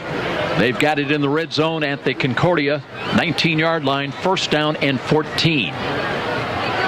Neither team has led by more than 7. It's been a very close and hard-fought first half. Wazinski tight trips to the near side to his left. They work from the left side hash mark. McCarter, the running back, motion out of that left to right. And here is Wazinski. Screens the ball, middle screen for Johnson. Johnson cuts back. He will score. Nice run, 19-yard touchdown on the pass, the quick screen. Wazinski again through the air to Tyrell Johnson. Rumbles into the end zone with 91 seconds remaining until intermission.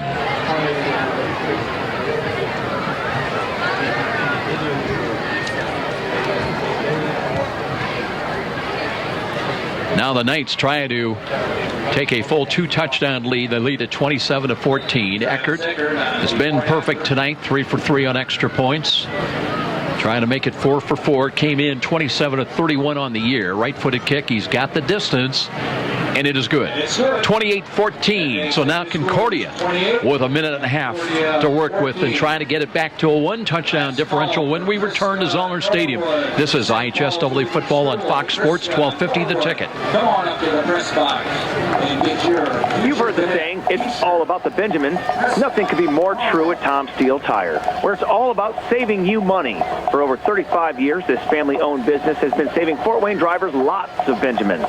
offering quality tires and ASE certified mechanical service for your car. And that includes an oil change and tire rotation special, all for just $24.95. 2 convenient locations in Fort Wayne to serve you. Tom Steel Tire, not just a tire store, but a complete automotive center. And now, back to the stadium with Joe Parson and more IHSAA football on Fox Sports 1250, The Ticket. Last report, it was Dwenger and Wayne in a 6-6 tie. Now it's 14-14. They're still tied in that ball game out south. Here it's 28-14. Bishop Luers now with a 2-touchdown lead. They'll kick it away from right to left.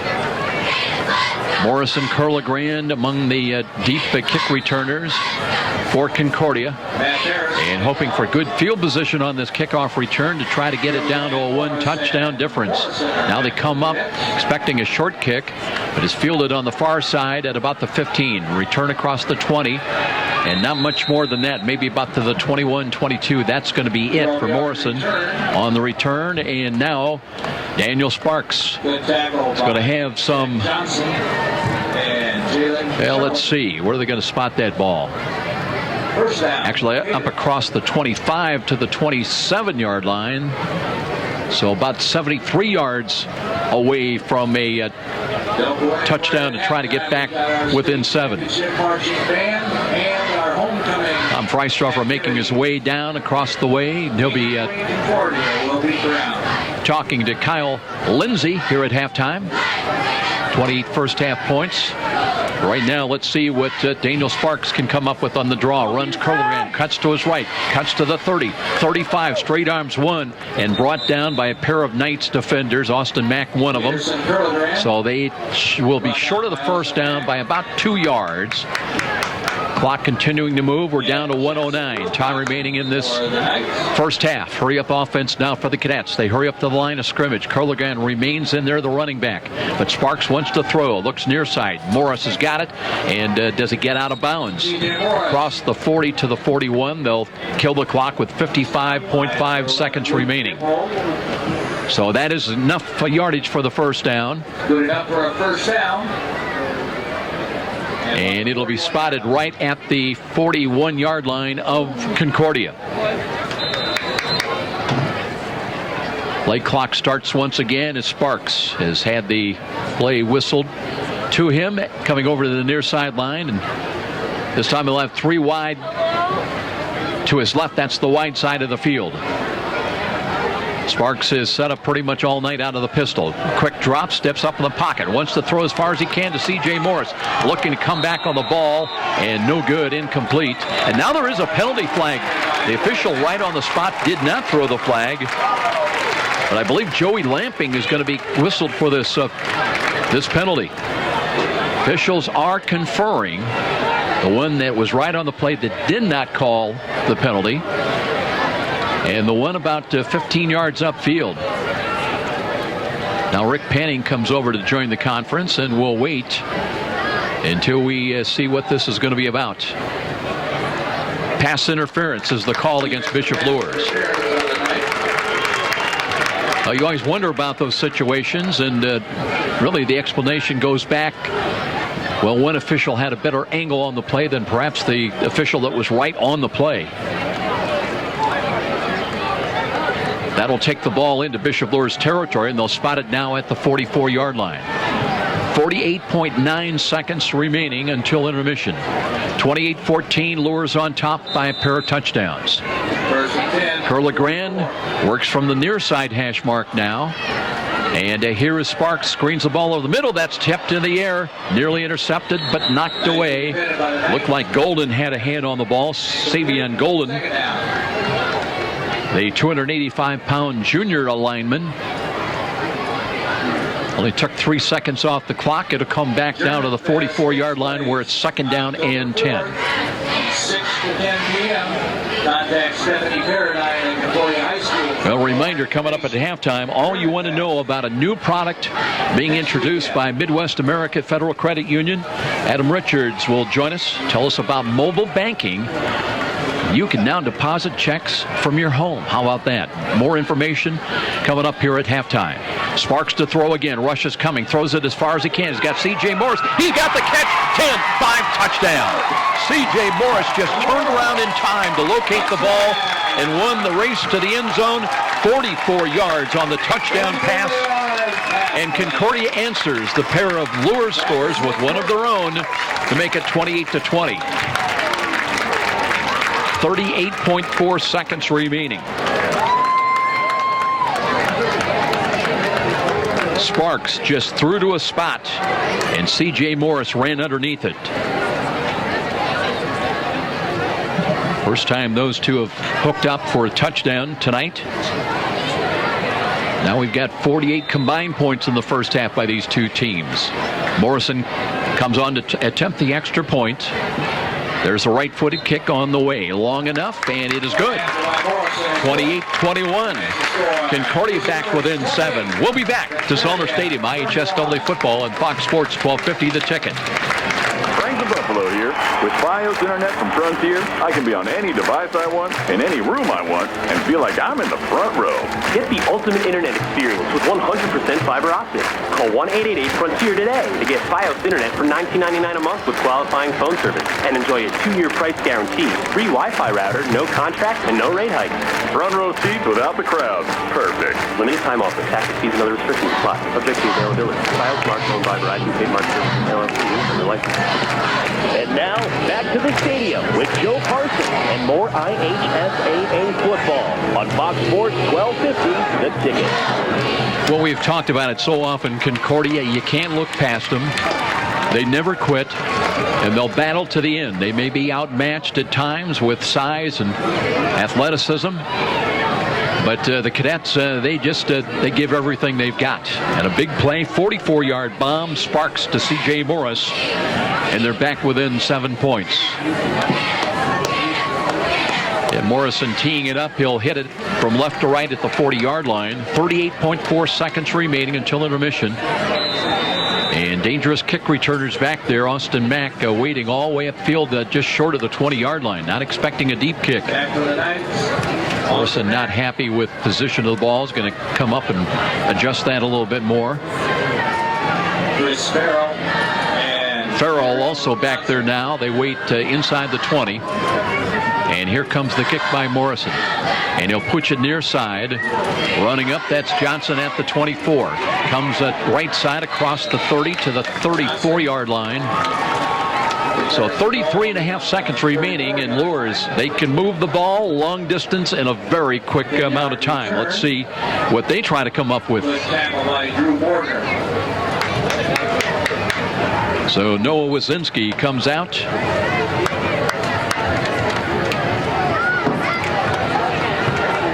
He's thrown 3 touchdown passes already tonight in this first half. Threw one last week against Wayne. And he'll have 2 wide either side of the field.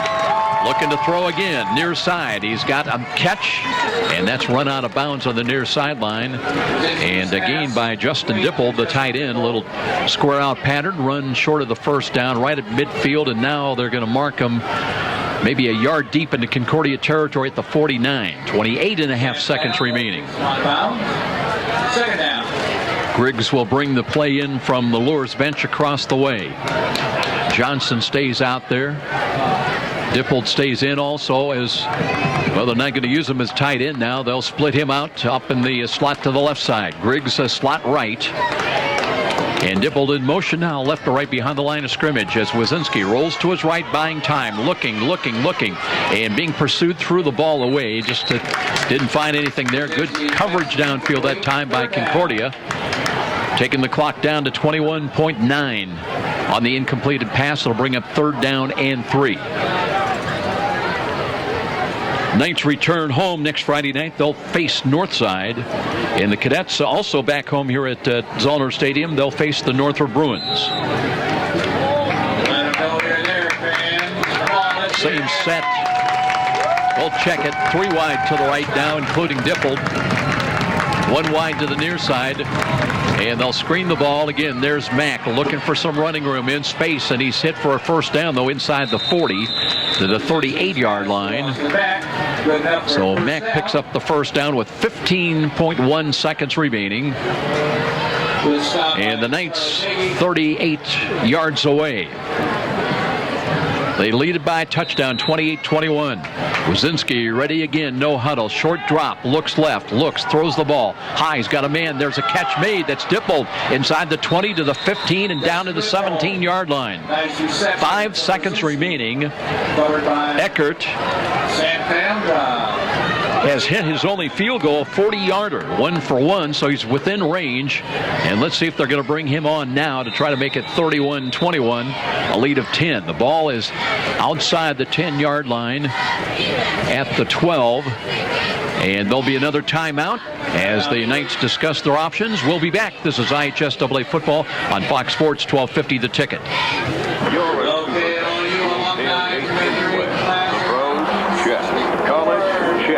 Your 8-year-old Pee-wee game.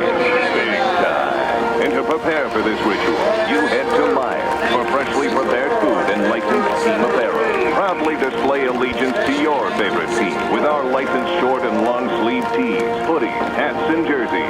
Plus, load up on fresh meats, snacks, and drinks. So don't just tailgate. Tail later at Myers. Brought to you by Meyer. Meyer is proud to support IHSAA football. And now, back to the stadium with Joe Parson and more IHSAA football on Fox Sports 1250, The Ticket. 29-yard field goal attempt coming up from the left side hash mark by Eckert. Travis Eckert trying to add 3 to the Knights total. 29-yard kick gets long enough as he got the distance. It is good. As time expires, add 3 on the 29-yard field goal. So it'll be 31-21 Knights here at halftime. As Tom Freistroffer is across the way looking for an opportunity to check in with head coach Kyle Lindsey. And as soon as he's able to corral him, we'll be tuning in with Tom Freistroffer and the head coach for Bishop Luers in his second year. It will be a 10-point lead for the Knights headed to the halftime dressing room.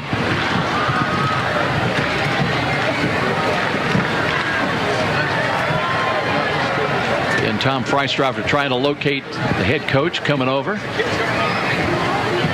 And as soon as he's able, by the way, it's an extended 20-minute halftime because of homecoming.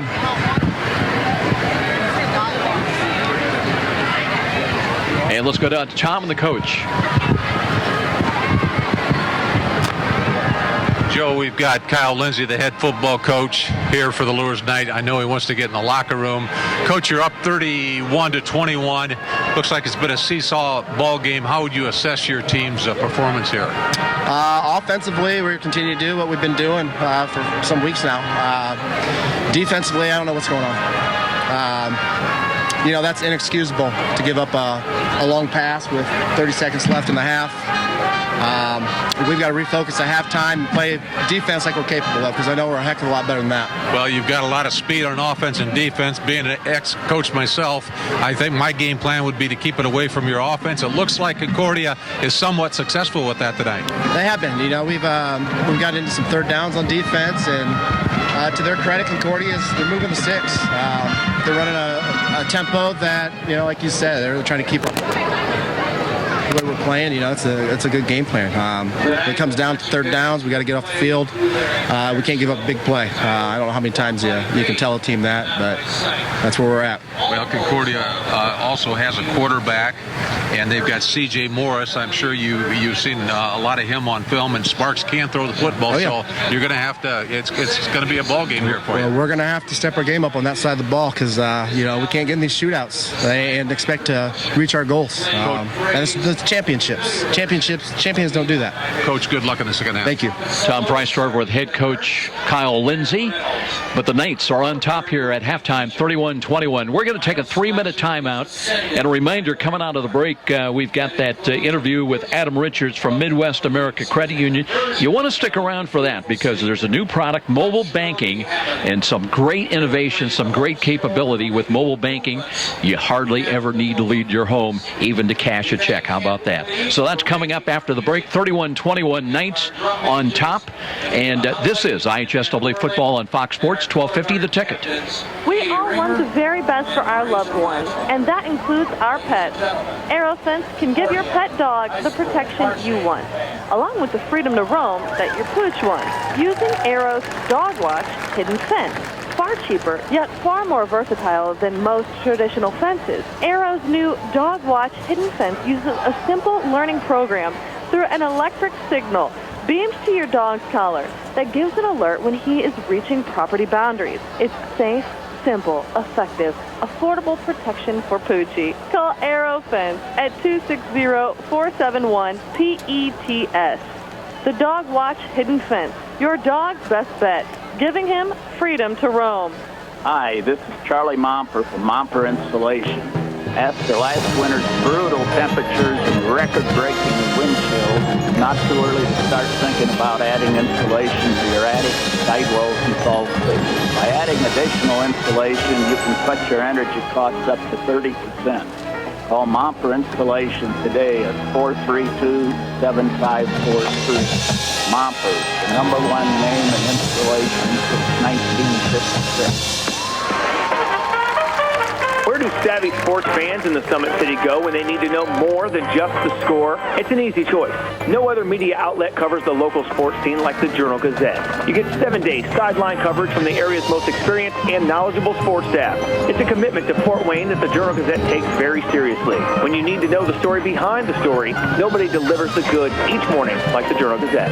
And even when you're on the go, you can still catch up on the latest sports news online at www.journalgazette.net or from your mobile device at www.jgmobile.net. Start your sports day right, every day, 7 days a week with the Journal-Gazette. It's time, the 2014 Battle of the Bands. Sweetwater is giving away $3,500 in gift certificates. We'll get media exposure on What's Up magazine. Columbia Street West will pay $3,000 in cash prizes. You can get registered right now at the Wooden Nickel on North Clinton, or even see Richard at Columbia Street on Friday and Saturday night and sign up in person. The band starts every Thursday night at 9 p.m. with a $5 cover to get into the bar. Do you think your band is the best in town? Then prove it. Be in the 2014 Battle of the Bands at Columbia Street West. I'm Kathy, and I've worked for Midwest America for 10 years. I like to get to know the people that I'm helping or assisting. So to do that, I get to know things about their life that are happening, whether they are going on a cruise and how to save for that cruise, or whether they're going to have another child and what they're going to name those children, because you have to know their personal life in order to really help them meet their financial goals. Midwest America, all together, better. And now, back to the stadium with Joe Parson and more IHSAA football on Fox Sports 1250, The Ticket. Welcome back, everybody. It is halftime of our SAC feature broadcast tonight. It's Bishop Luers at Concordia. I want to take a moment right now and talk to our friends at Midwest America Credit Union. We've come to know them over the years as the home of the 10 and Done Home Refi Plan, more recently the 7 and Done Plan. But now here tonight, we're ready to talk about a new product available, this one called Mobile Banking. And with us today is Adam Richards out of the Midwest America Credit Union Marketing Department. And Adam, you know, we've had drive-up service, looking back at the evolution of banking going back some years ago, phone banking, then online banking, ATMs, as banking through your credit union is becoming easier and easier. Now with the age of smartphones, there's another new innovation for how people can do business. The age of mobile banking has arrived. And tell us a little bit about the motivation and the big benefits to Midwest America customers using mobile banking. Well, mobile banking is an awesome new way to stay connected to your money 24/7. The convenience of always being connected to your account gives you the freedom to do a lot of things that weren't really quick or easy to do before. Say you're out at grocery shopping and you need to double check how much money you have in your checking before you go to the checkout. Well, now you can whip out your phone and with a few taps bring up your account balance. Or if you didn't have enough money in your checking, a few more taps and you can transfer money from your savings to cover the purchase while you're still waiting in line. Or let's say you're set up to transfer money to your family's account, you're out at dinner and you remember you owe them money. Again, you just pull out your phone and send the money to them instantly without any hassle. It's that quick and easy. And we just touched the surface. I think it's every day we look at stories in the newspaper. Home Depot most recently, some of their online accounts got hacked, so there's concerns about identity theft, stolen information. Tell us a little bit about Midwest America Credit Union and some of the facets you put in place to protect and making mobile banking secure. Oh yes, definitely. Security is probably one of the top concerns for our members when it comes to their money. Despite the convenience of mobile banking, it wouldn't really be worthwhile for our members if it came at the expense of their financial safety. So with that in mind, we designed mobile banking so you have nothing to worry about. It's completely safe and passcode protected, so if you were to lose your phone, there's no way for anyone to access your account, and no confidential information is stored on your phone. And if you were to switch between other apps on your phone and forget that you had mobile banking open, it will time out and require you to log back in so no other third party using your device can access your information. Let's talk a little bit about devices. We're talking kind of about smartphones at this point, but it is really a wider application. I know I've got an Android with 4G capability, but tablets and also even your home telephone can be utilized. Yeah, absolutely. Yeah, all smartphones and tablets are eligible for mobile banking. Or if you have a phone that's not a smartphone, you can simply go to the website and still access mobile banking through your mobile browser. I know you talked about a lot of the features and benefits. Let's take that a step further. Bill paying is a possibility now, and and I want to get into the biggie here momentarily about depositing a check. But talk about some of the other, maybe the features that are commonplace that everyday consumers have come to want to expect. Oh yeah, well it has a lot of great features that our members love. As I said, you can check your account balance and transaction history, as well as transfer money between shares. Or if you have a family member or friend with an account at Midwest, you can set up your account to be able to transfer to their shares also. You can view graphs of your spending patterns, or you can find the location of any of our ATMs or branches. There's a secure message center where you can communicate with us about any questions with your account, and you can even access your Midwest Bill Payer account, like you were saying, right inside the app and pay your monthly bills. Sounds great.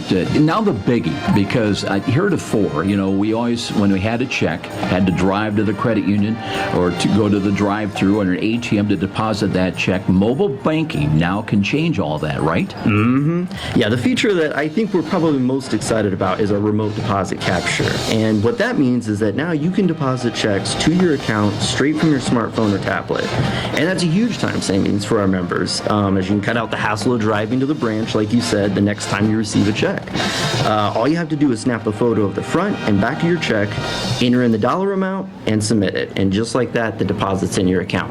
Now, I got to ask you, is this one of those features that's too good to believe? Because everybody's going to ask, okay, now what's the cost on this? Is there a monthly fee? Hey, there's no catch at all. There's no monthly fee. Our mobile banking is a completely free service for our members. And by the way, if you do deposit a check, there's normally going to be a little bit of a hold. I think, what is it, 3 business day? Yep, 3-day business hold. Yep. Well, let's talk about how do we sign up now. Obviously, first of all, you've got to be a member of Midwest America Federal Credit Union. But once you are, or if you are, then what's the next process? How do you actually get this to utilize? Well, it's very easy. Any existing member just needs to register for our internet banking service at any of our branches.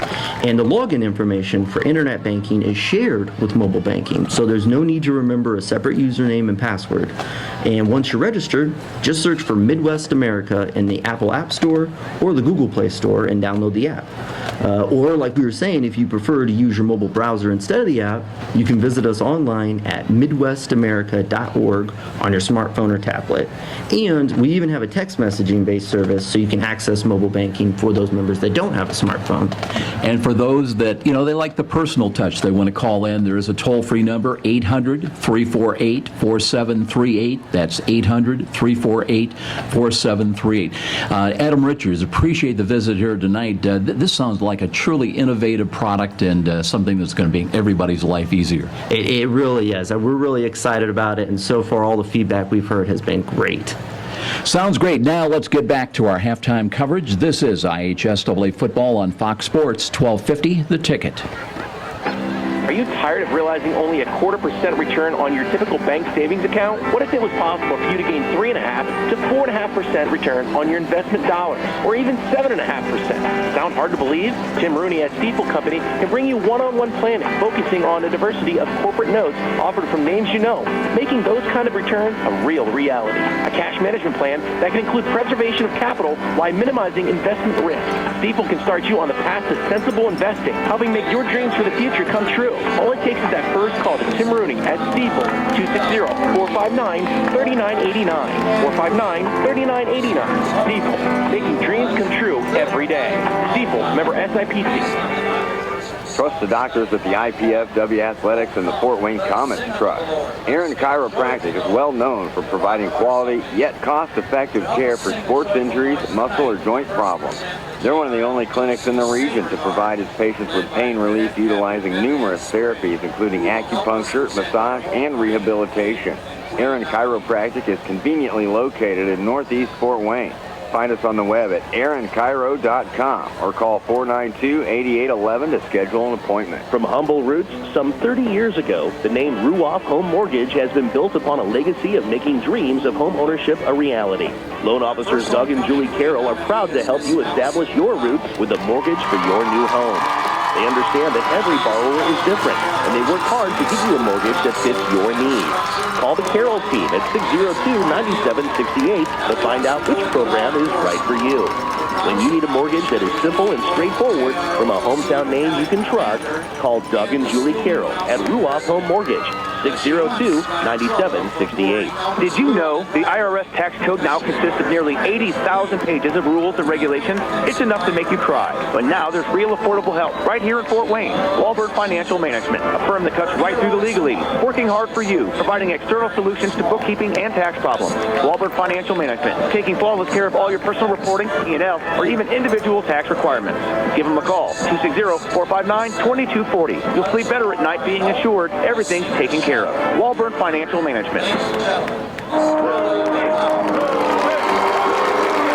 A trip to downtown Fort Wayne is not complete without a stop at Rudy's at 409 West Brackenridge. Next time you're headed to the baseball game, make pre-game plans to stop in at Rudy's, where you'll find a wide assortment of adult beverages and aromas. But Rudy's is also a premier downtown location for picking up those mouth-watering DeBrand's chocolates.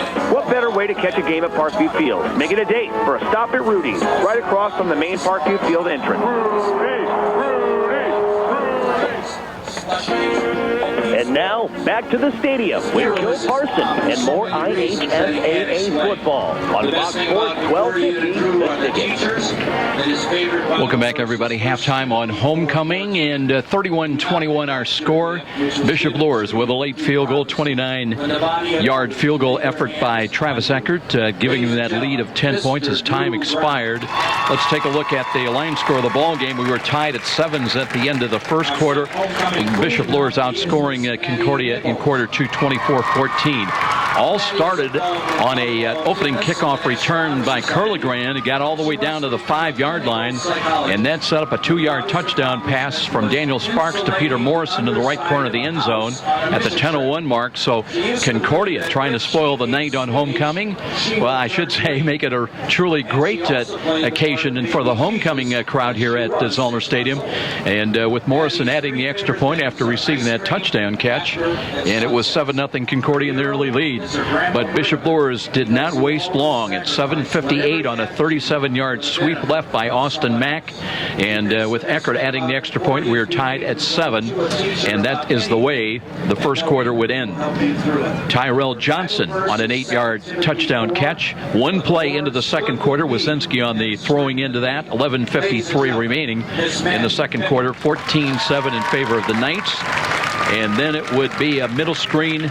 Curlegrand up the middle. Good for 11 yards at the 9:55 mark. Morrison's extra point. And we were in another tie at 14 all. Kickoff return again. A fumble gave Concordia a chance. They took over the Bishop Luers 42.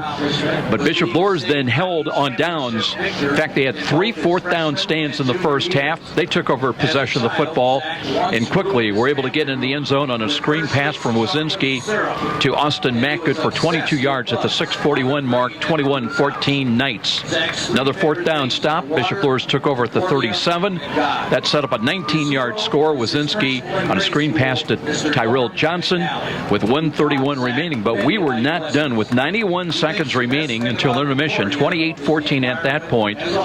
But Concordia answered on a 44-yard bomb from Daniel Sparks to C.J. Morris with 38 seconds and change remaining. Morris an extra point, cut it to 28-21. But here comes Luers one more time downfield, and they had to settle for a 29-yard field goal. Eckert got it to go as time ran out, and that's where we are here at halftime at 31-21. Going to bring Tom Freistroffer back in, the specialist coming out. It's an extended halftime. Still have the warm-up period to follow. We'll be back in 3 minutes. This is IHSAA football on Fox Sports, 1250 The Ticket. I am your typical mom. Christy Newhouse for the Parkview Heart Institute. You know, I'm entrenched in my kids' lives, and I eat a healthy diet, and I'm actually probably the last person you expect to have a major heart event like this happen. One day last year, Christy awoke to deep pain in her chest and jaw that later spread to her arm. I ended up going to Parkview's ER, and they told me I was having a massive heart attack. Teams from Parkview's ER and Heart Institute worked together to save Christy's life, treating the heart attack, restarting her heart after she suffered a cardiac arrest, inserting 2 stents, and equipping her with a wearable defibrillator that was developed in part from clinical research done right here at Parkview. Fantastic care. To learn more about Parkview's life-saving cardiac care and research, go to parkview.com. Parkview Heart Institute. Not for profit, all for you. Sold. Those are the words you expect to hear when selling a home. And Rick Widman from Century 21 Bradley can give your family the advice, expertise, and satisfaction to fit your needs when buying or selling a home. With Rick Widman's 35-plus years of experience, you'll find an effective method to accomplish your goals, select the proper loan, and feel the comfort of your new home. When you think real estate, think Rick Widman at Century 21 Bradley. 260-704-6565. 704-6565. Be sure to ask for Rick. Miss a great high school game recently? Or simply want to revisit that game-changing electric play that turned everything all around? Well, now there's a great new opportunity to do just that. Catch all the exciting action of our live radio broadcast simply by visiting SummitCitySports.com after our game broadcast. Plus, many other high school sports highlights to choose from as well. It's all new and available now at SummitCitySports.com. You've heard the saying, it's all about the Benjamins. Nothing could be more true at Tom Steele Tire, where it's all about saving you money. For over 35 years, this family-owned business has been saving Fort Wayne drivers lots of Benjamins. Offering quality tires and ASE-certified mechanical service for your car, and that includes an oil change and tire rotation special, all for just $24.95. 2 convenient locations in Fort Wayne to serve you. Tom Steele Tire, not just a tire store, but a complete automotive center. Frank the Buffalo here. With Fios Internet from Frontier, I can be on any device I want, in any room I want, and feel like I'm in the front row. Get the ultimate internet experience with 100% fiber optic. Call 1-888-FRONTIER today to get Fios Internet for $19.99 a month with qualifying phone service. And enjoy a 2-year price guarantee, free Wi-Fi router, no contract, and no rate hikes. Front row seats without the crowd. Perfect. Limited time offer. Taxes, fees, and other restrictions apply. Subject to availability. Fios Smartphone by Verizon Trademark Services LLC. Needs under license. And now, back to the stadium with Joe Parsons and more IHSAA football on Fox Sports 1250, The Ticket. 31-21 ball game. Tom Freistar's down on the field with head coach Tim Manigal. Let's go down and check in with the coach and with Tom to get his impressions and thoughts of this first half. We're into the warm-up period here, so as we can get Tom's attention. We wish all of you God's richest blessings, and may we all make a Tim Manigal, the head coach of the homecoming king and queen. Concordia Cadets. Joe, we've got head coach Tim Manigal here, the head coach for the Concordia Cadets out here at Zollner Stadium. Coach, the score's 31-21. It's a seesaw ball game. It's homecoming. Great atmosphere out here tonight. And I think both teams have done well, but your team is right in the ball game here. We are. We played reasonably well offensively, and having some trouble stopping them. They've got some really, really good players at the skill position, and we haven't had much of an answer for them yet. We were actually pretty happy to hold them to a field goal there at the end of the half. They get the ball first here to start the second half. It's going to be real important for us to stop them.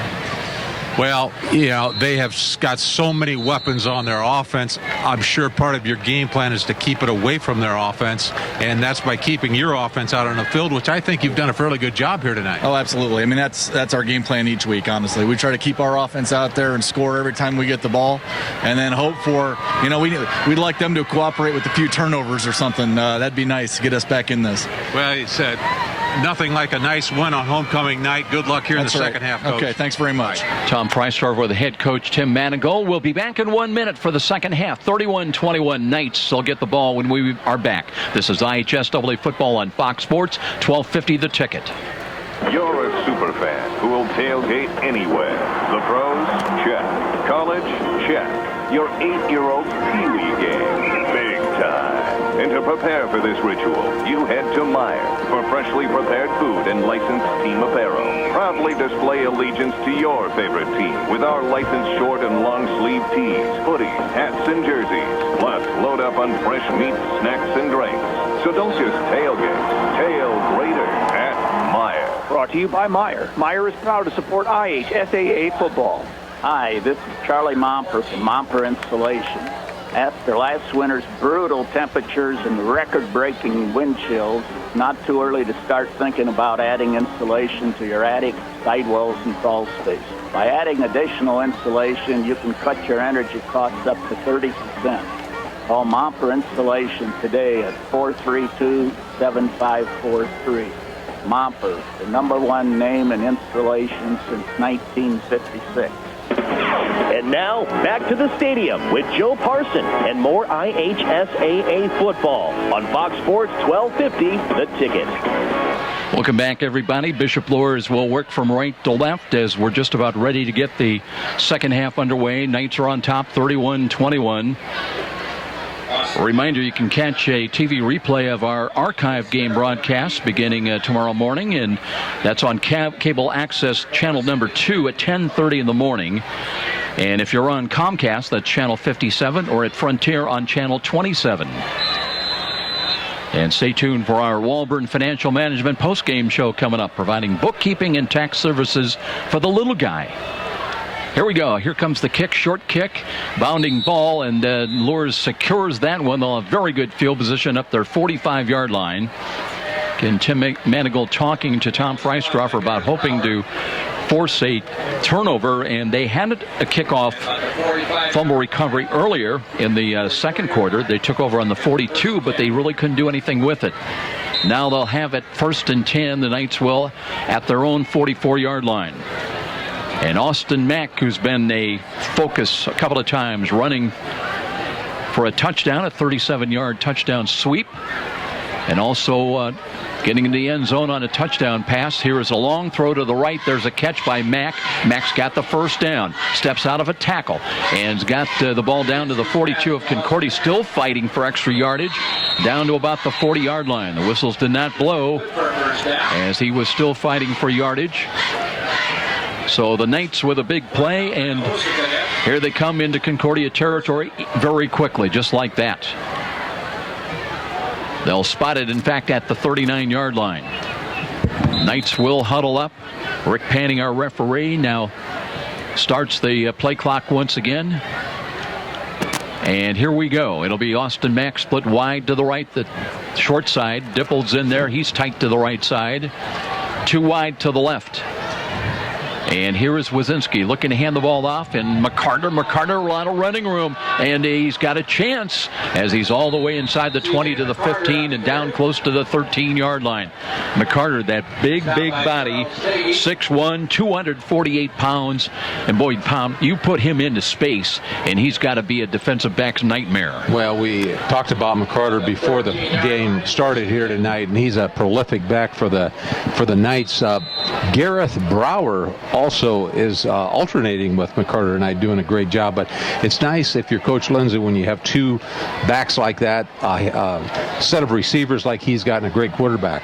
Definitely a change of pace with thunder and lightning, if you will. Brower 5'9", 153, and McCarter in there now 248 and 6'1". Now the whistle's blue, penalty flag is thrown, and that's going to be a procedure call. The Knights had some problems with that earlier in the ball game, lining up and especially on defense, but now it's going to hurt them and move the ball back to the 19-yard line. It'll be 1st and 15. Had a chance to interview both coaches at halftime, and Coach Lindsay was a little upset with his defense because Concordia has been able to stay in the football game.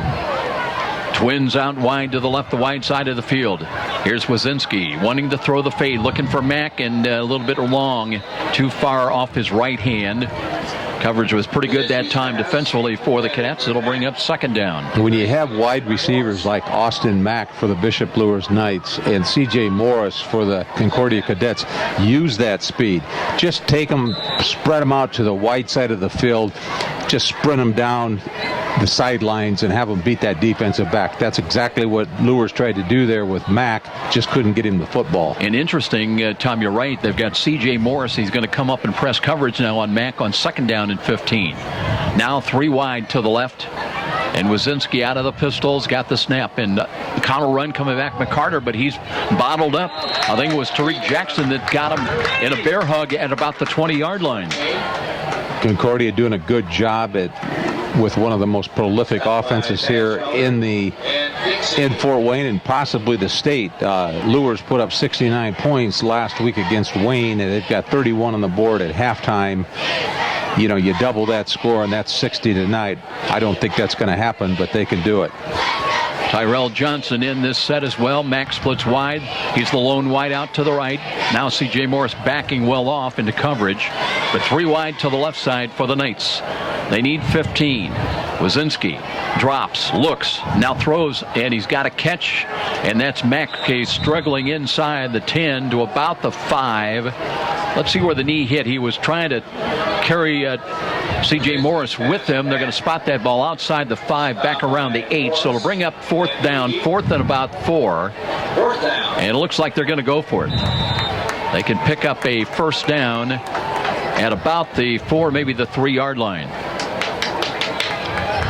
So a big chance for Concordia to try to stop and hold the Knights out. They trail it by 10 here on homecoming. McCarter is the tailback, offset eye to the right side. Wazinski hands it off McCarter, looking for running room, and he takes everybody into the end zone. They had him at the 1, but they couldn't hold him. It'll be a touchdown run of 7 yards at the 9:13 mark. When you've got a up back that's 6'1", 235 pounds, C.J. McCarter, actually larger than most of the offensive linemen, what are you going to do on the when you're 4th down and 4 on the 4-yard line? You're going to run McCarter, and that's exactly what they did. Very successful with him. What a runner. He's a bulldozer. Went over, scored the touchdown. Now there was a penalty. It goes against Bishop Luers. I think that is a dead ball foul after the touchdown. They still show 37-21. Been no indication if that is going to interfere. It is a touchdown, but it's going to be personal foul against unsportsmanlike conduct. I believe that'll be assessed on the kickoff. So Eckert on to attempt the extra point, trying to make it 38-21. Right-footed kick, and that one is long enough, and it is good. So timeout here at Zoller Stadium, and for the Bishop Luers Knights, they get it done into the end zone again. They are on top by 17, and this is IHSAA football on Fox Sports, 1250 The Ticket. Where do savvy sports fans in the Summit City go when they need to know more than just the score? It's an easy choice. No other media outlet covers the local sports scene like the Journal-Gazette. You get 7 days sideline coverage from the area's most experienced and knowledgeable sports staff. It's a commitment to Fort Wayne that the Journal-Gazette takes very seriously. When you need to know the story behind the story, nobody delivers the goods each morning like the Journal-Gazette. And even when you're on the go, you can still catch up on the latest sports news online at www.journalgazette.net or from your mobile device at www.journalgazette.net. jgmobile.net. Start your sports day right, every day, 7 days a week with the Journal-Gazette. And now, back to the stadium with Joe Parson and more IHSAA football on Fox Sports 1250, The Ticket. Here it's 38-21, a 17-point advantage for Bishop. Luers' last report, Snyder was up big on Northside, 42-7 in that one. Last we heard, it was Dwenger and Wayne tied at 14. That was a while ago. Luers now will kick it away from right to left, but the ball comes all the way back, spotted for the kick. It'll be teed off at the 25-yard line. So Concordia should come up with some pretty good field position in this one. Here comes the kick, sailing right side, and that one they're hoping will go out of bounds. It does.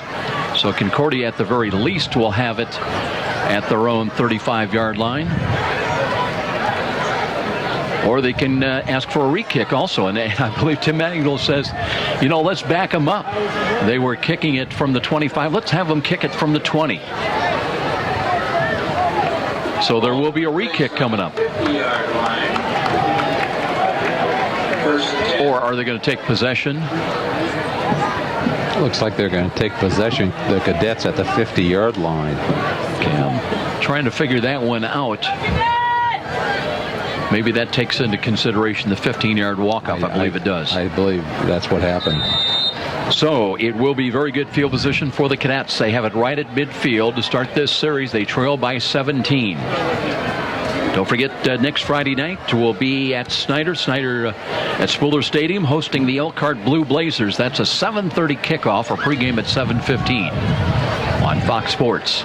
Daniel Sparks steps up in the pocket, wanting to run, but nowhere to. He'll get back to the line of scrimmage, and that is about it. Talking to Coach Lindsay at the halftime, I think he wanted to tighten up on his defense. He said he was satisfied with his offense. Of course, they put 31 points on the board the first half, but tighten up that defense, especially trying to stop that combination of Daniel Sparks to C.J. Morris, the wide receiver for Concordia. Mike Van Koski, the middle linebacker, had a hand in the stop, but he had some help. A couple of his teammates. No gain, 2nd down and 10. Clock shows 8:33, time remaining in this third quarter. Tight trips to the right side for the Cadets. That's the wide side of the field for Sparks. Looking to hand the ball off. Now he pitches the ball, and that's problems all the way around. Looked like a broken play there. Sparks turned around, didn't see it back, and just flipped it out to his left. But that was definitely a broken play by Concordia. And Kerr LeGrand actually came up with the ball, but definitely miscommunication and a loss back to the 46, inside the 47. And it'll be 3rd down and 14.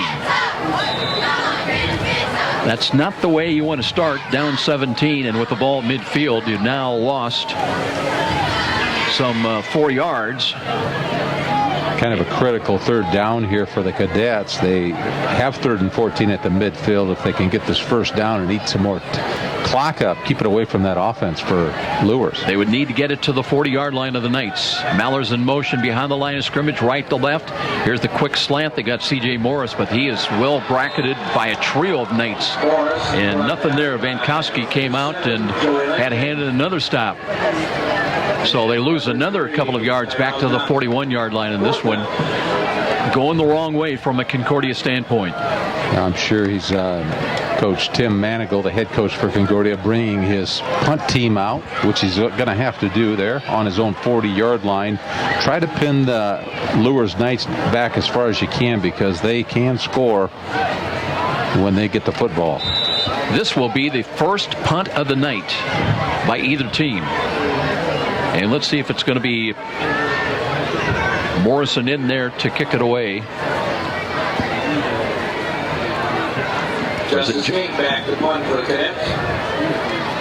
Waiting for the snap at the 26. Low snap, short hops in there. No rush, though. Now he's going to run with the ball. And that will be trouble, as he'll get back only to the line of scrimmage at about the 41. Not really sure if I understood that play. Really could have kicked. He had time. There was no rush. He had time to kick the football. Should have kicked the football. So it will be Luers football at the Concordia 42-yard line, 41-yard line. Got 6:32 here left of the third quarter. 38-21. The Knights, Bishop Luers Knights, are up on the Cadets out here at Zollner Stadium. So Noah Zinski's gone all the way tonight at quarterback. He's in there once again. And he's got 2 wide to the right. Now they flip-flop. I believe that's Brower back in there, the running back. But Wazinski wants to throw to the right, and they're playing off, and that's a catch by Mahoney. He's down the right sidelines again, waiting for help to come, and he's inside the 25, close to the 20-yard line. They're going to give him another couple of yards. And that'll be a first down for the Bishop Luers Knights. You know, you're so concerned about Austin Mack and his speed to be able to go deep and just run the fly pattern, but they're just playing so well off that it's just pitch and catch between Wazinski and Mack. Nobody within 10 yards of him, and he lines up again wide right with Griggs up in the slot, just flanked inside of him. Luers from the right side hash mark. Griggs in motion now, right to left behind the line of scrimmage. Here's a counter run coming up, that time well defended by Concordia. Looked like one of the linebackers came through on that. I think they mentioned Harris down there. Blade Harris for the Concordia Cadets. Tell you what, very, very difficult at times to read these numbers. Even with the field glasses, Tom, I'm struggling. Not a lot of contrast. Yeah, Luers has got long yardage here, 2nd and 16.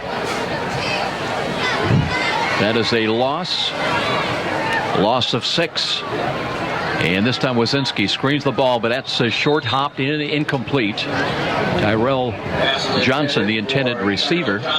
They run those bubble screens, and Johnson with blinding speed. The 5'11" senior, but you got to get the ball to him. I think you mentioned it. Once Johnson gets the football, he knows what to do with it. He's got speed. He's got power. He's one of the weapons that the Bishop Luers Knights have here, along with Austin Mack. Of course, the prolific quarterback, Noah Wazinski, 6'3", 188, has done a great job here tonight. Clock at 5:25 remaining.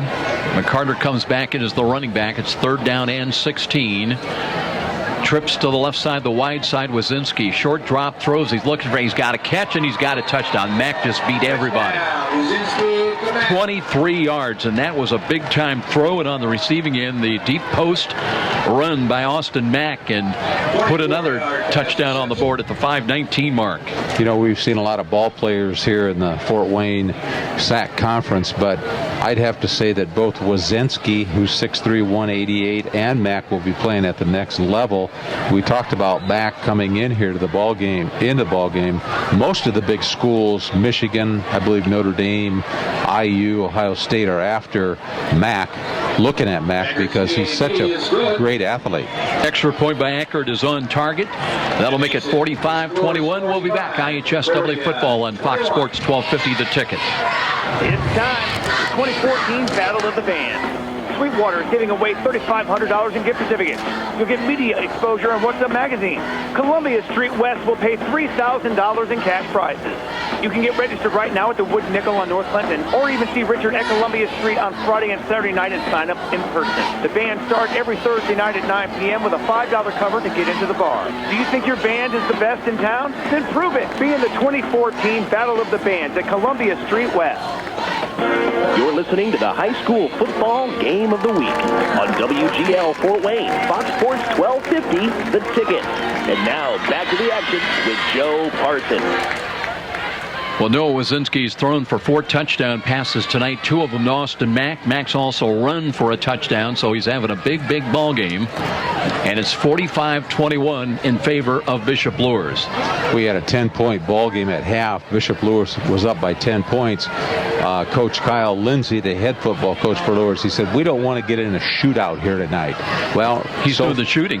Well, so far, I think what he said, he's backed up his words, because there's suddenly a spread of 23 points. Luers has got 45, Concordia 21 with 5:19 left in the third quarter. Paris kicks away far side. That one is caught at the 15, return to the 20, 25, and across the 30-yard line is where Concordia will work on offense once again. but now down 24 big ones at home. Bishop Luers came in 4-1, 3-1 in the SAC, so very, very much still alive in the SAC race. In AAA, they are ranked number 6 by Associated Press, number 8 in the coaches poll.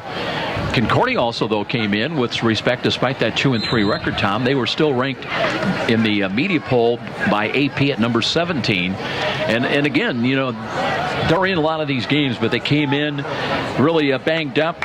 Devin Sparks not able to play tonight, out with a concussion. Todd Jackson, Darius Rogers, their 2 starting defensive tackles out.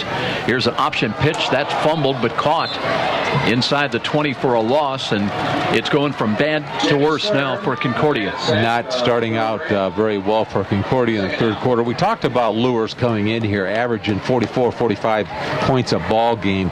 Luers has got 45 points with 4:50, almost 5 minutes left in the third quarter. Will this turn out to be another high-scoring game like last week? I think Luers scored 69 points against Wayne. And that 44-point average, that's just over the last 3 ball games. They did lose in week 1 to Snyder.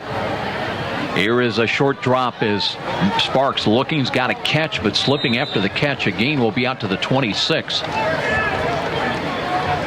Once again, defensive backs, Luke Diepold, who's been covering C.J. Morris most of the night in the back for Luers. Isaac Morkin, familiar Luers name at safety position. Jack Johnston back at corner.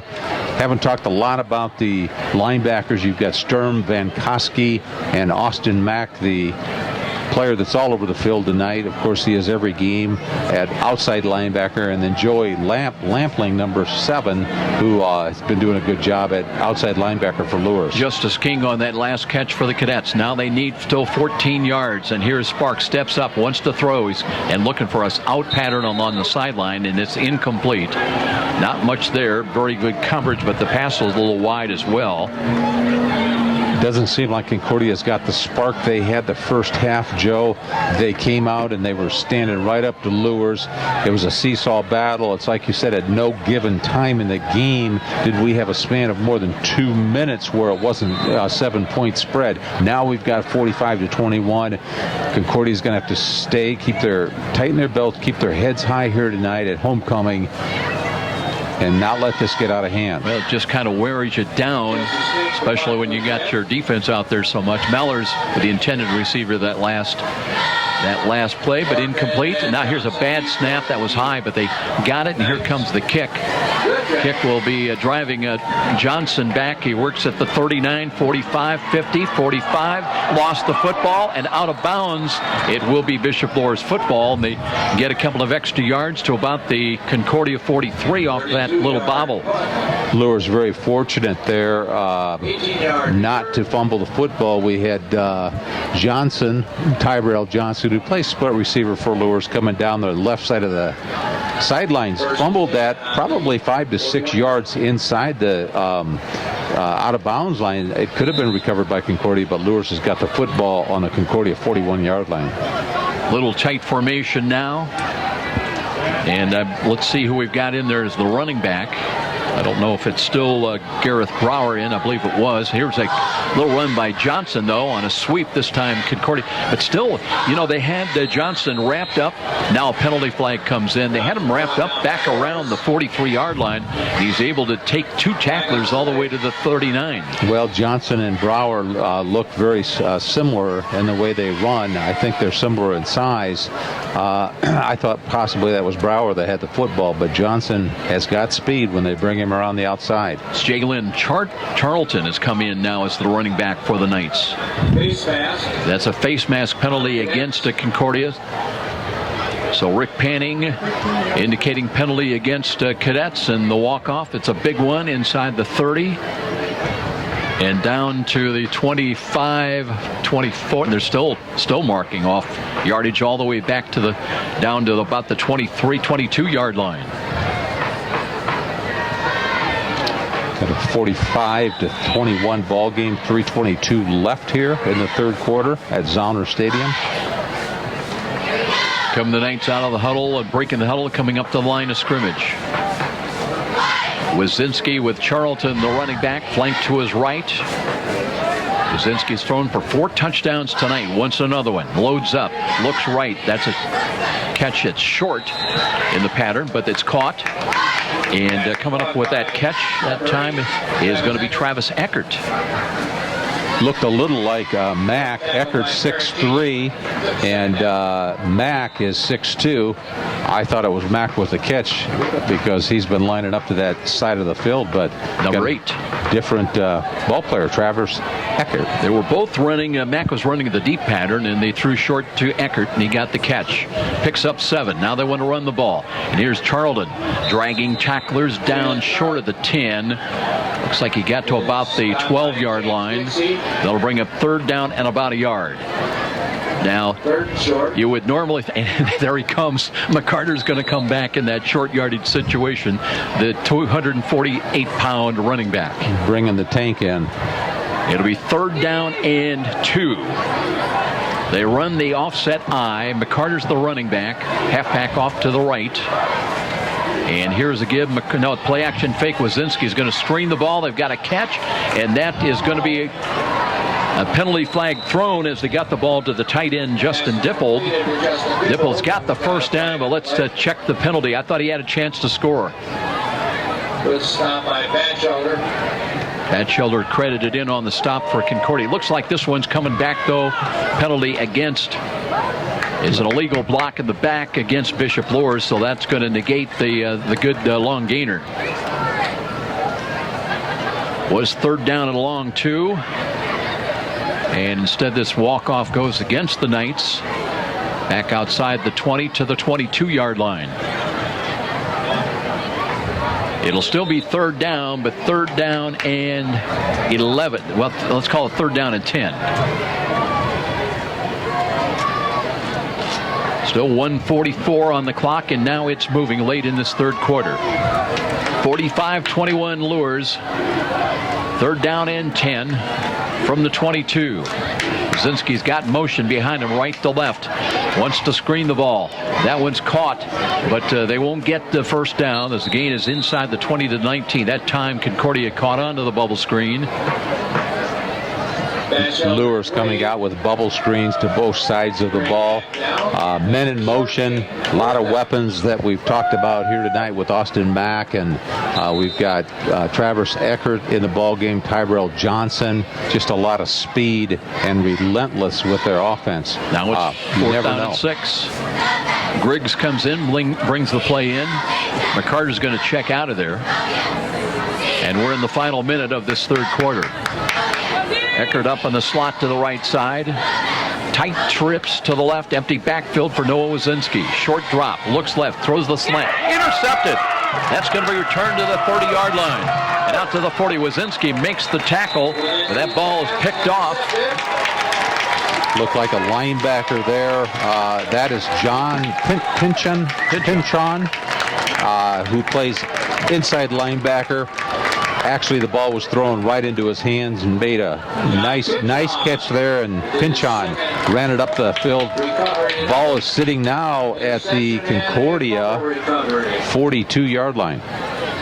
That's one of the few mistakes that Noah Wazinski's made tonight, but you're right, he threw that right into the hands of John Pinchon, so the Cadets dodge a bullet, and now they get it back trailing at 45-21 with 34 seconds remaining in the quarter. Sparks from the right side hash mark, drops 2 steps, steps up, looking, throws, and into the ground. Looking to throw that ball in the middle of the field, but was pressured once again. Looked like big 88. Damon Williams, the defensive tackle for Luers, was in on that tackle. He plays next to Elijah Jett, who's also a defensive tackle. C.J. McCarter, we've heard a lot about him, who plays that up back in the offensive backfield at defensive end, along with Jimmy Stern at the other end. Morrison trying to, Sparks trying to run the check downs and trying to find Peter Morrison in the middle of the field. Incomplete. 2nd down and 10. Still just under 30 seconds remaining in the quarter. Screen coming near side. Curligran trying to make a move, upended, crossed the 40. Got back to the line of scrimmage. Maybe another yard. It'll be 3rd down and long. And Luers has adjusted. Concordia had success with those screens to Curligran coming out of the backfield, but not so much in the second half. Jimmy Sturm came over from his defensive end, stayed with the play. So now it's third down. They won't get a play off as we'll go to the fourth quarter. It's been all Bishop Luers in the second half. We were in a 31-21 ball game at halftime. Concordia's not scored, but Bishop Luers extends their lead out to 45-21 after 3 quarters. We'll be back. IHSAA football on Fox Sports, 1250 The Ticket. I'm Kathy, and I work for Midwest America.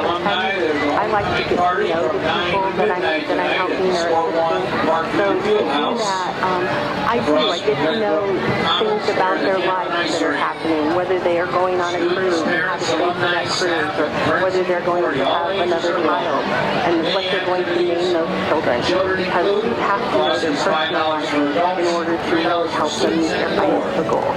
Midwest America, all together, better. If you are one of the many Hoosiers suffering for years from neck and back pain, we have good news for you. Did you know there are now new non-surgical approaches to easing, reducing, and even eliminating pain in the neck, back, and spine? You are invited to Aaron Chiropractic, located on Fort Wayne's northeast side at College Park, just off Delhar Road, to discover a new approach, a new treatment plan for pain relief and pain management. The start to a pain-free lifestyle may be just a phone call away. What are you waiting for?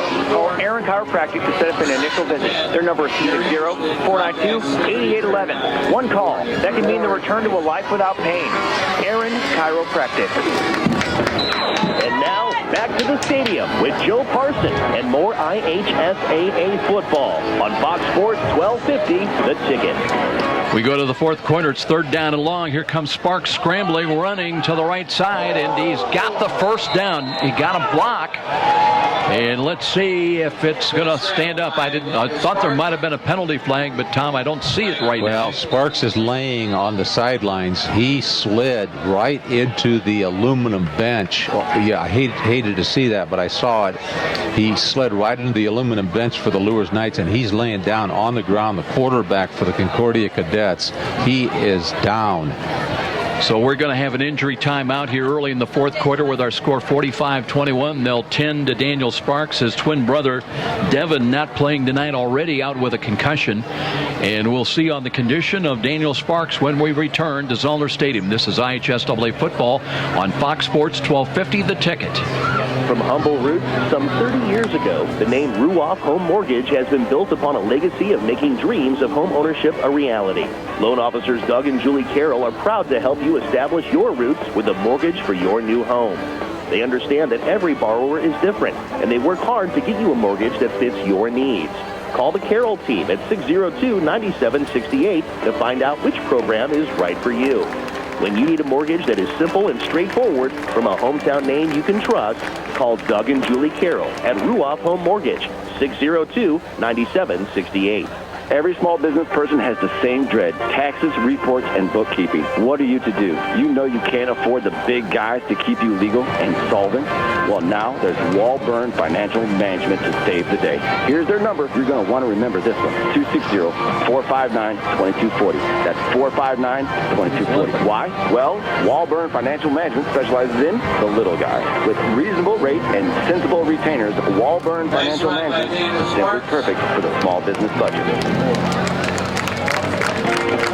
And now, back to the stadium with Joe Parson and more IHSAA football on Fox Sports 1250, The Ticket.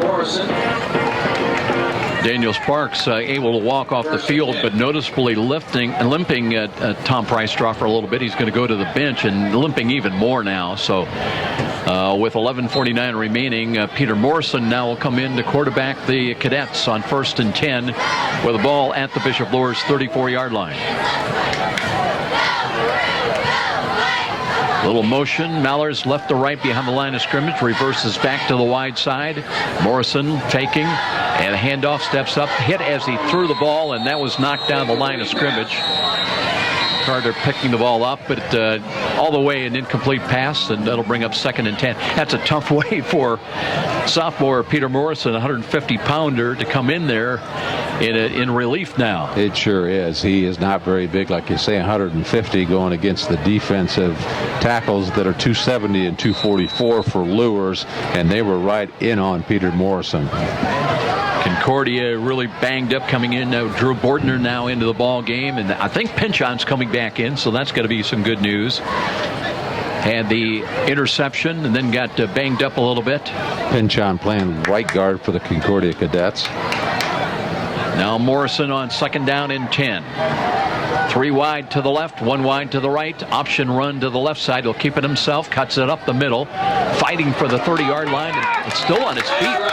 Tom, he made something out of nothing because he found some extra cutback running room to his right and brought it inside the 25 to the 24-yard line. Sophomore Peter Morrison, like you said, made something out of nothing. I thought he was down, and he picked up another 8 yards. And got a first down for the Cadets. So nose of the football inside the 25. 45-21. Concordia's not scored in the second half, and trying to get something going here. Curlegrand, the running back, 3 wide again to the left side. Right now, it looks like Concordia's got an uncovered receiver. That was Mallers in the middle of the field. Mack was way back in safety, back at the 10-yard line, but that was a good 15 yards away from Mallers. And that, so you got to recognize those things. But there was a penalty flag, and this one against Bishop Luers, and that's a walk-off inside the 20 to the 19. Yeah, so far Peter Morrison back up for Daniel Sparks, who actually slid off the field. It was kind of like a baseball slide on the opposite side of the field. Ran into the Luers bench, which is an aluminum bench, and hurt himself. Hopefully he's okay. Well, they were hoping to get Devin Sparks back maybe next week, along with Todd Jackson and Darius Rogers. But you got to wonder about Daniel Sparks. And there's Morrison with time. Throws to the corners. Got a man out there, but too far. Incomplete, just off the left outstretched hand. Trying to find C.J. Morris. Well, he had a Daniel Sparks catch. And good for 44 yards right before halftime. And trying to come up with another spectacular one, but incomplete, and 2nd down and 5. Go ahead, Tom. Haven't talked a lot about the Concordia offensive line, but big Tariq Jackson's up there. He's 315 at center. And Pinchon, who had the interception, is at right guard. Tyler Grepke is at left guard. Todd Jackson is up there. Batchelder, the defensive end. Carter plays tackle. Tom, they had a problem with the play clock. It showed 2 seconds, and Rick Panning, a referee, recognized that, said reset it. So we still got 19 seconds now on the reset. Tim Manigle's come way out on the field. He's not happy with what he sees, his alignment. Hands the ball off. Curlegrand trying to find running room to the short side. Does not find much. Stacked up right at the 15.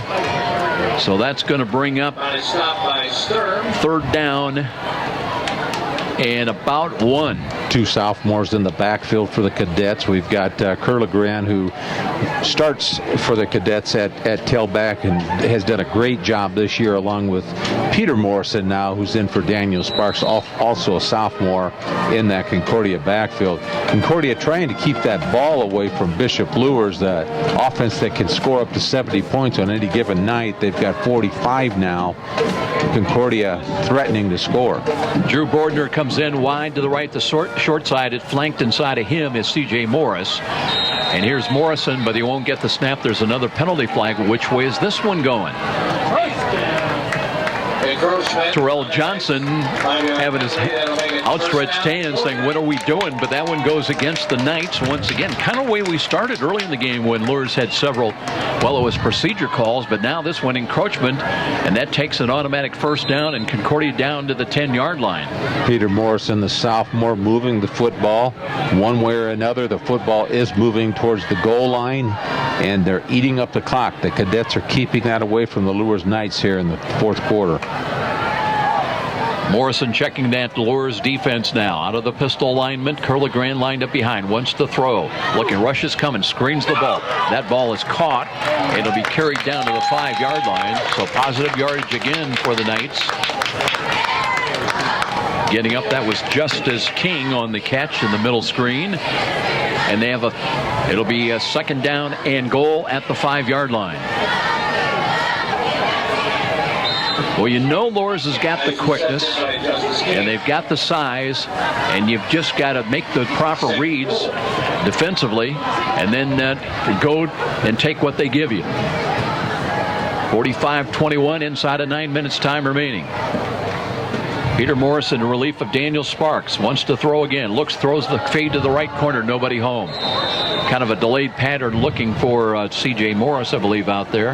Yeah, Peter Morrison, the quarterback for the Cadets, did the right thing. He threw it up and he lobbed it over the shoulders of the receiver. It's just that C.J. Morris, the receiver, was not in that particular vicinity out there. You know, Concordia doesn't have that big back. We talk so much about C.J. McCarter, who's 235, 240, that Luers can put in down there. Concordia does not have that big back. You've got Curligran, though, who's only 165, but he runs like he's over 200 pounds. Yeah, in fact, the C.J. McCarter goes closer to 250, Tom. 248 is what they list him on the roster. Here we go now. 3rd down and goal from the 5-yard line. Cadets trying to punch it in. Here's Morrison. Look, fakes off, and he's got a wide open catch for a touchdown. Yes. C.J. Morris wide open, and I don't know if that was blown coverage or what. He was wide open, and he had to keep the feet just across the goal line. The pass was actually not going to be into the end zone, but they get it in at the 8:42 mark. 5 yards on the touchdown pass from Peter Morrison to C.J. Morris. Well, kind of impressed with Peter Morrison, who went in for the injured Daniel Sparks, who was injured over on the Luers sidelines. But Peter Morrison, moved that football down the field, found the open receivers, and C.J. Morris, like you say, I think that was a broken play. No Luers Knights were around C.J. Morris when he caught that ball out in the flat, and a touchdown for the Concordia Cadets. Looks like they're going to go for 2 now. Trailing at 45-27, trying to get it down to a 16-point deficit if they can. And here's the roll to the right side and looking to throw and turning the corner. They won't get in, I don't believe. So the try for 2 on the little scramble play. They did get it in.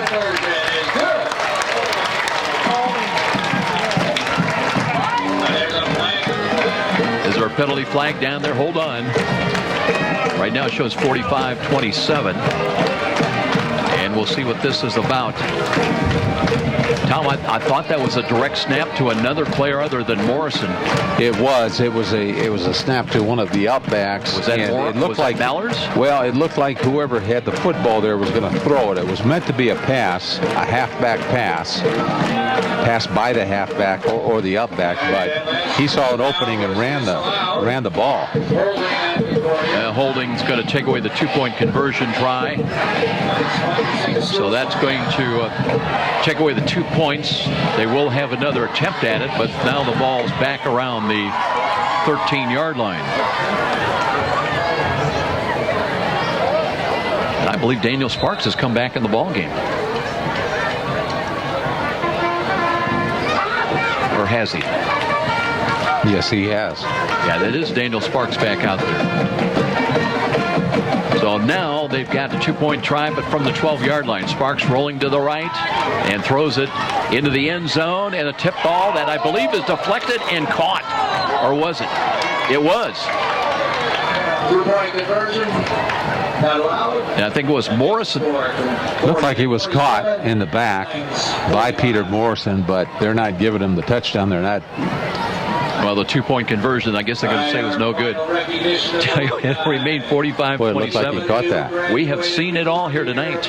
But we'll step out with 8:42 remaining. IHSAA football on Fox Sports.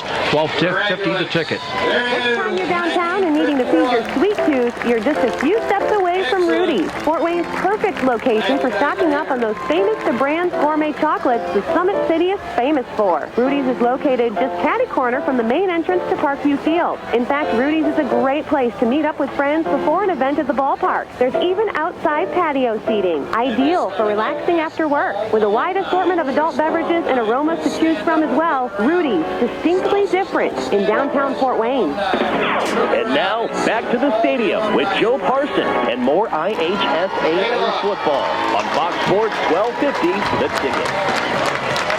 Great-looking group of people. Welcome back, everybody, with Tom Price-Stropper, Joe Parson here, and 8:42 remaining of the ball game. And homecoming, well, it's going to be dampened a little bit because of what looks to be a loss by Concordia. But I tell you what, they've I thought acquitted themselves very well here tonight. All the players banged up, losing Daniel Sparks here in the second half. Yeah, we had a 31-21 ball game. Bishop Luers over the Concordia Cadets at halftime. 10-point ball game. Luers comes out and completely controls the third quarter. They go from 31 points to 45 points, so suddenly it's 45-21. Concordia now goes back in the fourth quarter. They score 6 points, went for 2 points, so the extra conversion did not get it. The score now, as we sit here at Zollner Stadium with 8:42 left in the fourth quarter, is 45-27. So the lead is 18 for the Knights. Concordia kicking away from right to left, and they'll try to go onside. Here's a bounding ball, and that one is caught at the 48-yard line. It could be Concordia's ball. I think it might have hit a Luers player. Let's see what they call it here. We've got another penalty on the field. They're going to rule it didn't go 10 yards before it was touched. Officials going to get together on this one. You know, I saw something tonight that I've never seen before in all the years that I've coached football and been around football, and that's a long time. One of the quarterbacks, I'm not going to mention which team, came over to one of the referees here tonight, or one of the officials, and said, "Can I use this football?" And he said, "Absolutely not." And I said, "Well, why wouldn't you let him use that football?" He said, "Well, that doesn't have the 12.5 pounds of pressure that is needed in a high school football game. You need 12.5 to 13.5, and I can just tell by squeezing that football that this, young quarterback wanted to use the wrong football." Now, I've never seen that. I mean, these guys, you talk about being technical. Yeah, you show me your tire gauge, right?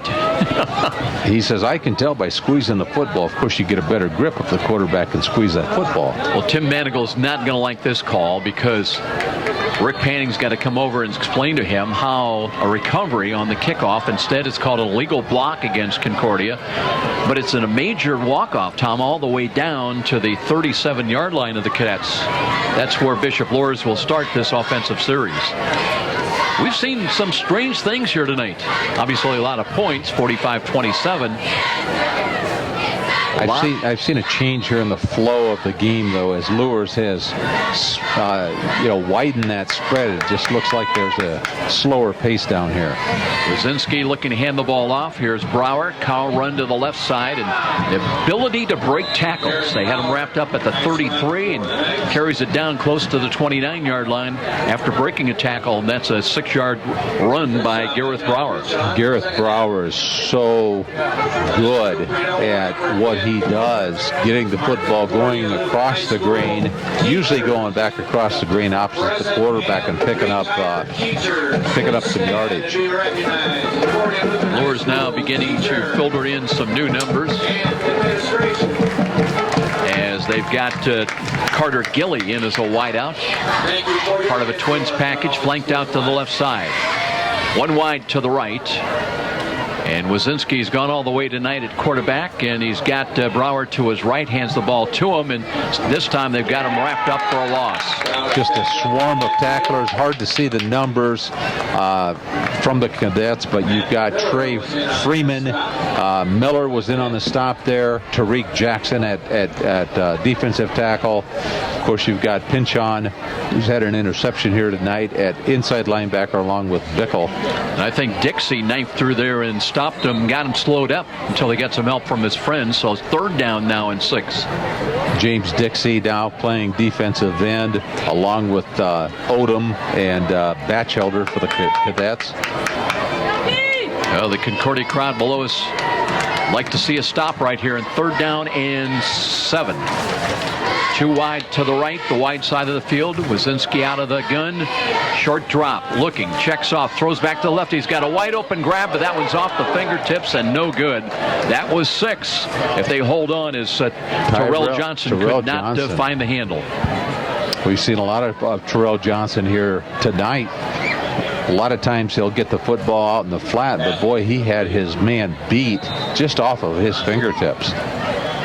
running the deep post pattern, but the pass just a little bit too long. Laid out for it, couldn't find it. Now it's 4th down, and Briggs will bring the play in from the bench across the way. McCarter checks out of there. And they're going to have same Twins flanked to the left side. Well, empty backfield, 3 wide to the right. Wazinski looking, throws quickly to the left, that dive for the ball. They may have the first down, and they do. As was Johnson went down to 2 knees and corralled the ball. So inside the 15, it'll be 1st and 10 for the Knights. New set of downs to work with. Haven't seen much of this type of offense where Bishop Luers comes out with 1 back, kind of a Western style offense. Any given time, they're going to have 4 or 5 receivers on offense, but Concordia runs very similar offense. At least they have here tonight. Haven't seen too many empty backfields for Concordia, but now they've got the offset eye powered to the left side. Wazinski looking to hand the ball off. Here comes McCarter. McCarter bowls his way off, tackle the left, and just bowls it inside the 20 down to about the 17. Maybe another yard to the 16. Wind coming up a little bit now in Zollner Stadium out of the east. Luers has got so many tools and weapons. We've seen Terrell Johnson at wide receiver. Of course, the Mack, Austin Mack, who's being recruited by many D1 colleges. You've got Wazinski at quarterback, good offensive line. And then you've got McCarter, who I was mentioning at 235. You're saying he's more like 245, 248. 248, the bowling ball that they've got in the backfield, along with Gareth Brower, tools, the weapons all over the field. Gain of 8, 2nd down and 2. They'll give it off to McCarter again. Stop and go move, and fights for the first down inside the 15. And let's see, looks like he might be short just by about a yard, maybe less than a yard. So we'll bring up 3rd down now. Continuing to run, C.J. McCarter, 248 pounds. We just mentioned his name, bigger than most of the offensive linemen and defensive linemen that are on the football field here tonight. Clock inside of 5 minutes, time remaining in this ball game. Luers on top by 18 points and trying to add to that advantage. They stay in the eye, offset to the right side. McCarter's been the tailback most of the way tonight. And here is Wazinski, hands it to him again, trying to run off tackle left side. He's got the first down, and he'll continue on carrying tacklers into the end zone. So from the 15-yard line, it'll be a touchdown run by the big fella, C.J. McCarter. Good for 15 yards at the 4:32 mark. Scores 51 now to 27 with 4:32 left in the 4th quarter. Coach Lindsay using his prolific running back, C.J. McCarter. Ran for 5 touchdowns last week against Wayne. I can see where he gets that yardage. Anytime the Bishop Luers Knights get inside the 20-yard line, which we might want to call the red zone, then they go to the big back, McCarter. Lead at 24 for Bishop Luers. Eckert on to attempt the extra point. There's the right hand, the foot into the ball, end over end, and it is good. So add 1 to the tally. 50. They had 69 a week ago. 52 now on the board against Concordia here. 52-27. So 4:32 remaining, and this is IHSAA football on Fox Sports 1250 The Ticket. So, those are the words you expect to hear when selling a home. And Rick Widman from Century 21 Bradley can give your family the advice, expertise, and satisfaction to fit your needs when buying or selling a home. With Rick Widman's 35-plus years of experience, you'll find an effective method to accomplish your goals. Select a proper loan and feel the comfort of your new home. When you think real estate, think Rick Widman at Century 21 Bradley. 260-704-6565. 704-6565. Be sure to ask for Rick. And now, back to the stadium with Joe Parsons and more IHSAA football on Fox Sports 1250, The Ticket. 52-27 our score in the league going here at Zollner Stadium. As Concordia at least one last shot at it. Still with 4:32 on the clock and hoping again for a good return.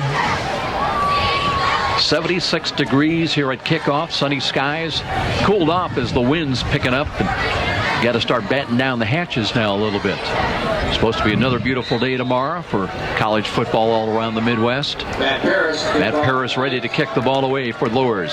Pooches it near side. That one will go out of bounds.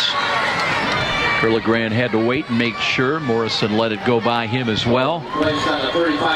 So at the 35-yard line is where the Concordia Cadets will load up again their offense. Well, things started well enough for Concordia tonight. Had a big kickoff return by Peterson Curligran.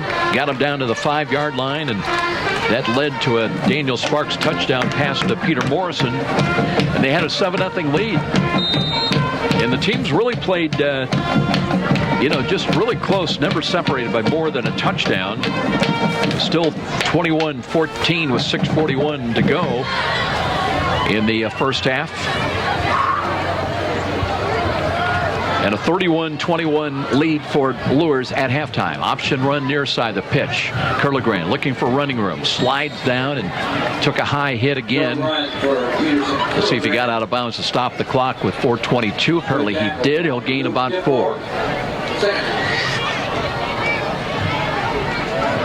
Tom looked kind of dumb carrying in this jacket this afternoon when it was 75, 76 degrees, maybe even a little bit warmer, but feels pretty good right now. Well, it's definitely cooled off. Like you said, we've got a wind coming out of the east. Nice breeze out here. The homecoming crowd for the Concordia Cadets starting to break up out here at Zauner Stadium. 3 minutes and 52 seconds left in the ball game. That's a gain of 5, so second down and 5. Sparks checks off, looks back to the left, high ball, incomplete. Looking near side for Justice King, but incomplete, and now it'll bring up third down. Bishop Luers will go to 5-1 here tonight, Joe, if they win this ball game, which it looks like they're going to, leading 52-27 here, and 4-1 in the SAC, so they're not out of the race by any means. Absolutely not. Snyder winning big here tonight. We haven't heard the DeWenger score. That was very close out of Wayne tonight. C.J. Morris in wide to the right side. They need 5 on this snap, trying to get the ball up right to their own 45-yard line for the Cadets. Sparks, short drop, looks, throws near side. He's got a catch, first down. And, on the stop that time was Luke Dippold. So that was Justice King once again gone to him the last 2 plays. This one on target, then they'll move the chains for the Cadets with 3:32 to play. Dippold, a lot of action here tonight. Looks like some new players in. Savion Golden in. He's a junior defensive lineman in for Bishop Luers. Looks like defensive end now is Travis Javins, a junior, 5'9", 176. Mallers along with Morrison and C.J. Morris, the wideouts to the right. They'll throw to the left side. They've got a man that's Justice King, and it was their penalty flag. There was. That time the coverage right there a little bit too tight and maybe getting in there just a tad a little bit too early. And reaching in there, it'll be Gareth Brower, I believe, that picks up the penalty flag. But he might have saved a touchdown also. That time King had about a half a step. Beautifully thrown ball again by Daniel Sparks. Luke Fisher in, a sophomore for Luers on defense. Jackson Wilcoxon, also a sophomore, in on defense. A lot of new faces here with 3 minutes left in the fourth quarter out at Zauner Stadium. Tom, a lot of people, if you're confused, because it's not a spot foul, not where the penalty occurs. In high school, it's a walk-off from the line of scrimmage, so that's a 15-yard walk-off that'll take the ball to the Bishop Luers 39. It is first down. First down and 10. Improving field position. Rick Panning checking to make sure the yard line guys are set across the way. He's not marked the ball ready for play yet with 3:08 remaining. Next Friday is still a little bit, there's some confusion over there. And now I guess we're ready to go. Concordia working from their left side hash mark. And here is Sparks looking to hand the ball off. Curligan slips one tackle, gets back to the 40. Maybe he will gain a yard. As the Knights had a chance, Evan Trable was in there, had a chance to wrap him up. It looked like Big Savion Golden at defensive tackle for Luers in on that play. Jack Johnston out at corner for Luers. Connor Neely was also in for a play for the Knights. 2nd down and 10. Morris had a couple of catches tonight, one for a big touchdown, 44 yards. He's wide to the right. Up in the slot to the right side is Morrison, 2 wide to the left. And Sparks. Cloudy skies, a little bit of... Oh, that's a low pitch. Curligan's got it, cuts up at the 35 to the 30, inside the 20-yard line, and down all the way to the 15-yard line. Curligan, that slippery, elusive running, and even all the way down the border, and he just kind of glides, doesn't he? Gotta love the way Curligan runs.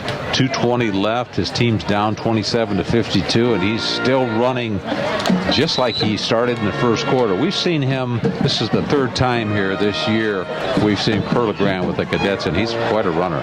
Nose of the football marked just outside the Concordia 16-yard line. Sparks checking that Luers defense. They've got 2 safeties back again. Drops the throw, screens the ball, bubble screen, and that's off the right hand, incomplete of C.J. Morris. Ball was high, a little bit wide. Dangerous pass could have been intercepted on the deflection, and Morris took a bit of a shot reaching for that ball. A lot of new jerseys in for the Bishop Luers Knights. Not too many new jerseys in for the Cadets. You've got Trey Underwood now at defensive end, another sophomore for the Bishop Luers Knights. Drew Bordner comes in wide to the right side, had 2 catches last week against Snyder for 39 yards and a touchdown. And here we go now. Sparks looking, short drop, looks, throws into traffic. That one is dropped at the 10-yard line. Good coverage that time by Luers. That was Luke Diepold, who has been really all over the football field tonight. He had the responsibility of covering C.J. Morris, the outstanding wide receiver for the Cadets tonight. And he did a pretty good job overall, I think, with C.J. Morris.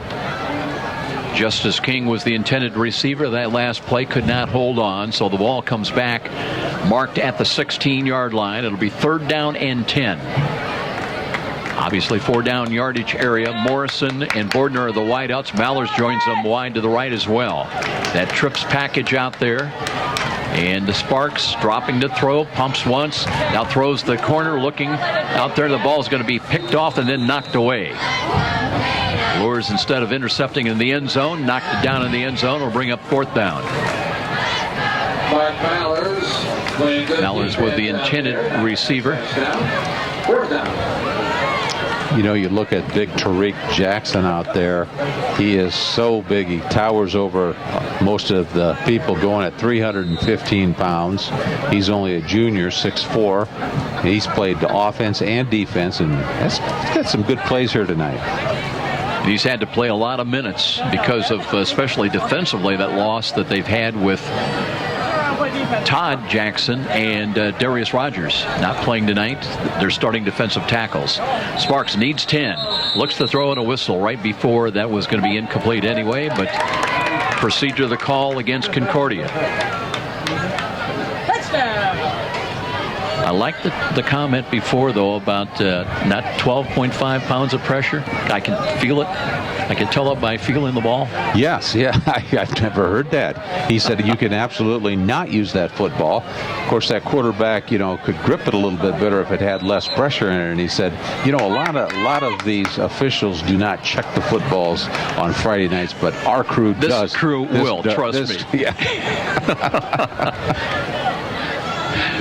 The ball on the penalty comes back to the 21, so still 4th down, 4th and 15, and still 2 minutes, 2:02 on the clock. Sparks needs 15.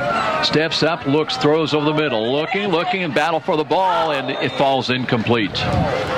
Boy, on the deep post. Been so many plays where Concordia has had the football in the end zone just off of the fingertips of different players. Now, that was a 4th down. Of course, Luers now is going to take over the football and probably run out the clock. We've got 1:56 left here at Zollner Stadium. Scores 52-27. The Bishop Luers Knights, who were ahead 31-21 at halftime, have come out and just have really used that prolific offense.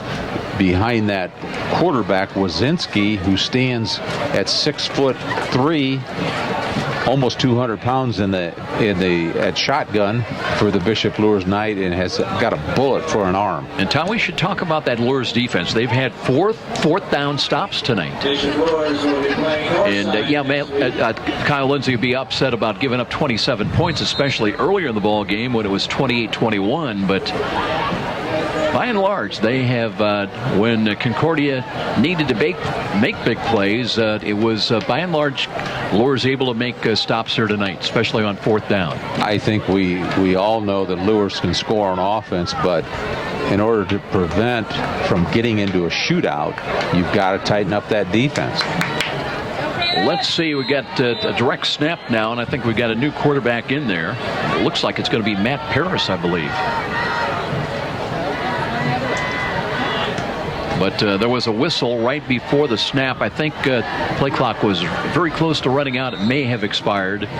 It is a walk-off against the Knights, and it'll take the ball back just outside the 15-yard line. Clock shows 1:56 remaining. And Matt Paris looking to hand the ball off, and an off-tackle run to the left side. And here's a big run coming up as it's taken by Jalen Charlton all the way down the left sidelines. And do you believe he's almost had a chance inside the 10 to score, but brought down on a touchdown-saving tackle.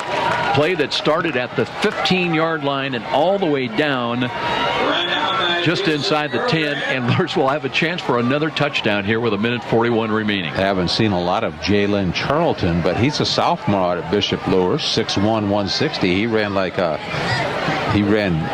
beautiful run there down the sidelines. So it'll be 1st and goal right at the 10-yard line.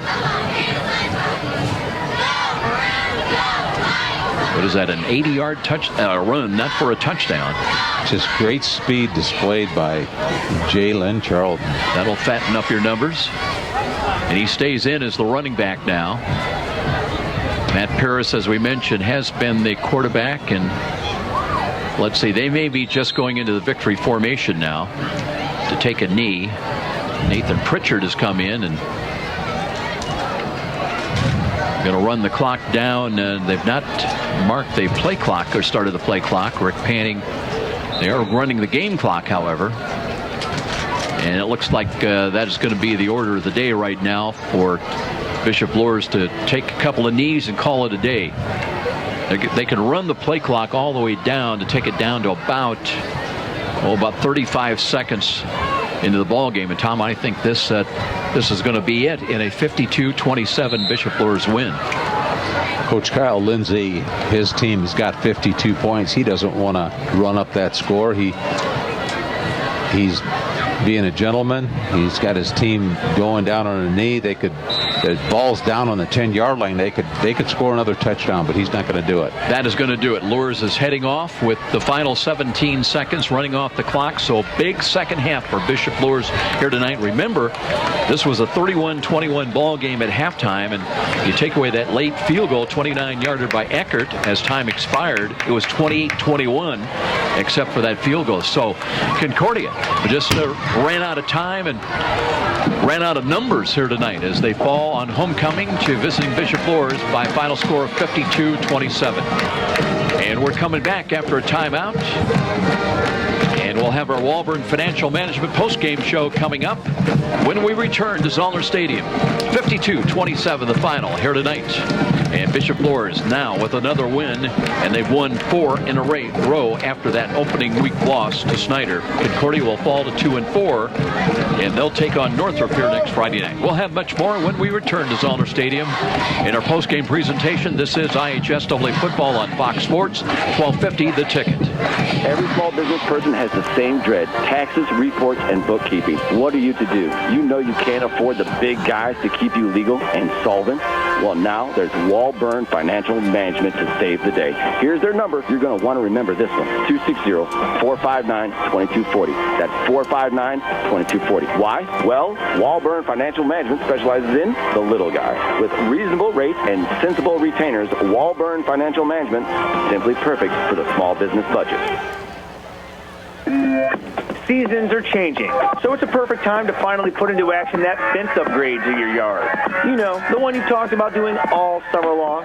Well, Aero Fence can help make that yard project get going in easy, efficient style. Aero Fence is a family-oriented business. They've been a Fort Wayne fixture for over 50 years, so you know that they've got to be good to be around that long. Aero will design and install your quality treated wood fence, and you can rest assured it won't rot, it won't warp, or they can design one in elegant ornamental iron, or give you maintenance-free vinyl or chain link if that's your fence of choice. Residential or commercial, Aero does it all. Give them a call, toll-free at 1-800-879-1398. 800-879-1398. Don't take a chance. Make your fencing choice Aero Fence. 318 Edgewood Avenue on Fort Wayne's near north side. Aero Fence. Miss a great high school game recently? Or simply want to revisit that game-changing electric play that turned everything all around? Well, now there's a great new opportunity to do just that. Catch all the exciting action of our live radio broadcast simply by visiting SummitCitySports.com after our game broadcast. Plus, many other high school sports highlights to choose from as well. It's all new and available now at SummitCitySports.com. You've heard the saying, it's all about the Benjamins.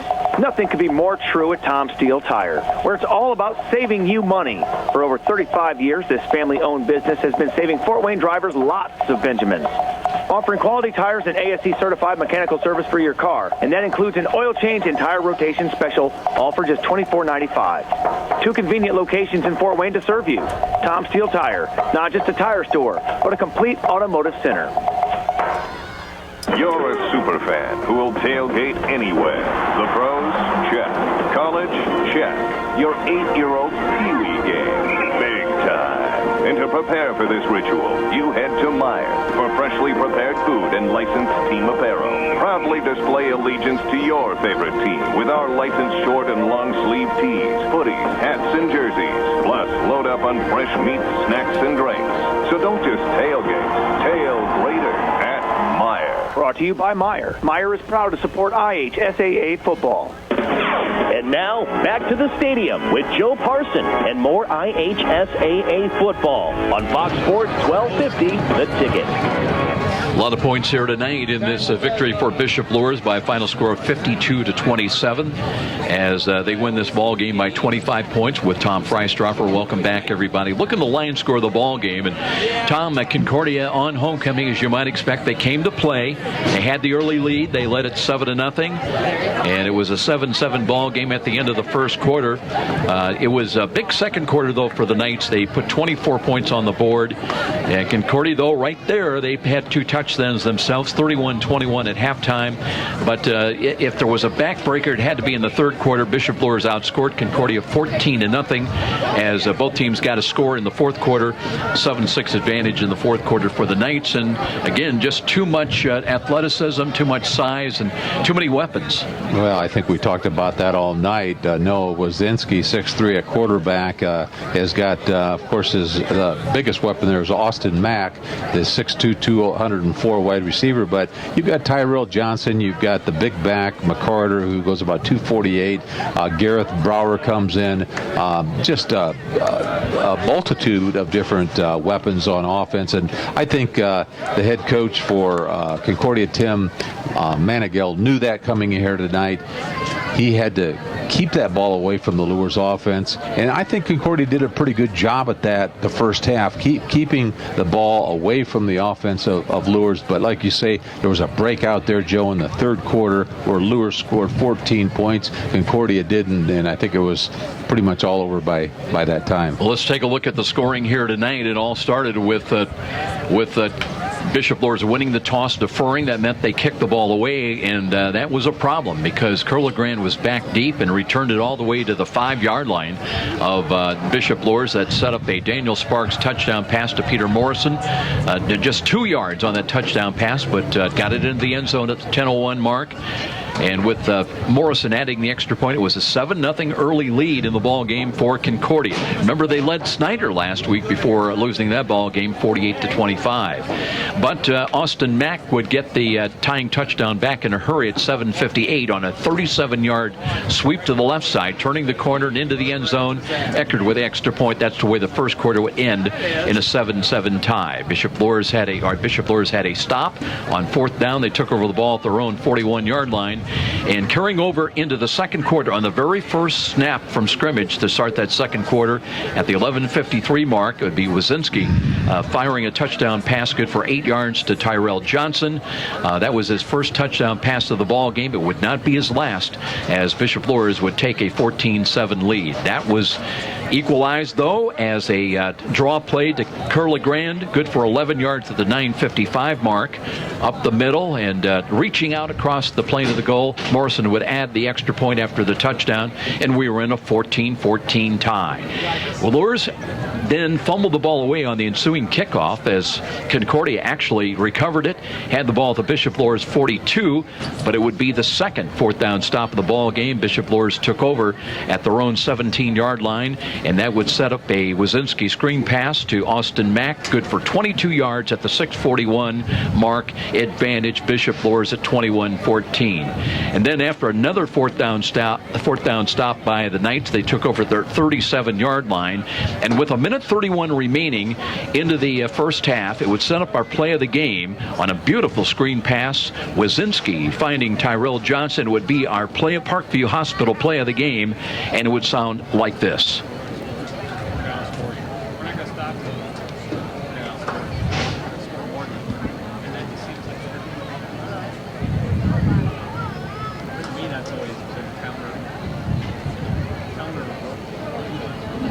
But here's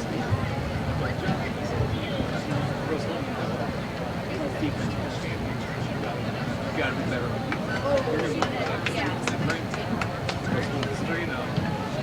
Touchdown for Bishop Luers. Eckert would come on to add the extra point, and Luers had its biggest lead of the night before halftime at 28-14. Daniel Sparks, though, not done, as he would hit on a big play to C.J. Morris. Good on a post run down the right sidelines, good for 44 yards. C.J. Morris able to beat the defense of Luers and then take it into the end zone, good for 44 yards at the 38.4 second mark, time remaining, and the lead was cut down to a single touchdown at 28-21, but Luers not done yet. They would get the ball way down, and they would bring on Eckert, Travis Eckert, to attempt the field goal before halftime, and he would connect on a 29-yarder as time ran out. 31-21 Knights as the teams went to the halftime intermission dressing room. And then it would be McCarter on a big run on 4th down and 7. He would run 7 yards into the end zone at the 9:13 mark. His first rushing touchdown of the night after running for 5 touchdowns last week. 38-21 in favor of the Knights. The third 4th down stop of the night for the Knights. They took over the Concordia 41-yard line. Wazinski would go to the air, finding Austin Mack for his second touchdown catch with under a minute remaining in the third quarter.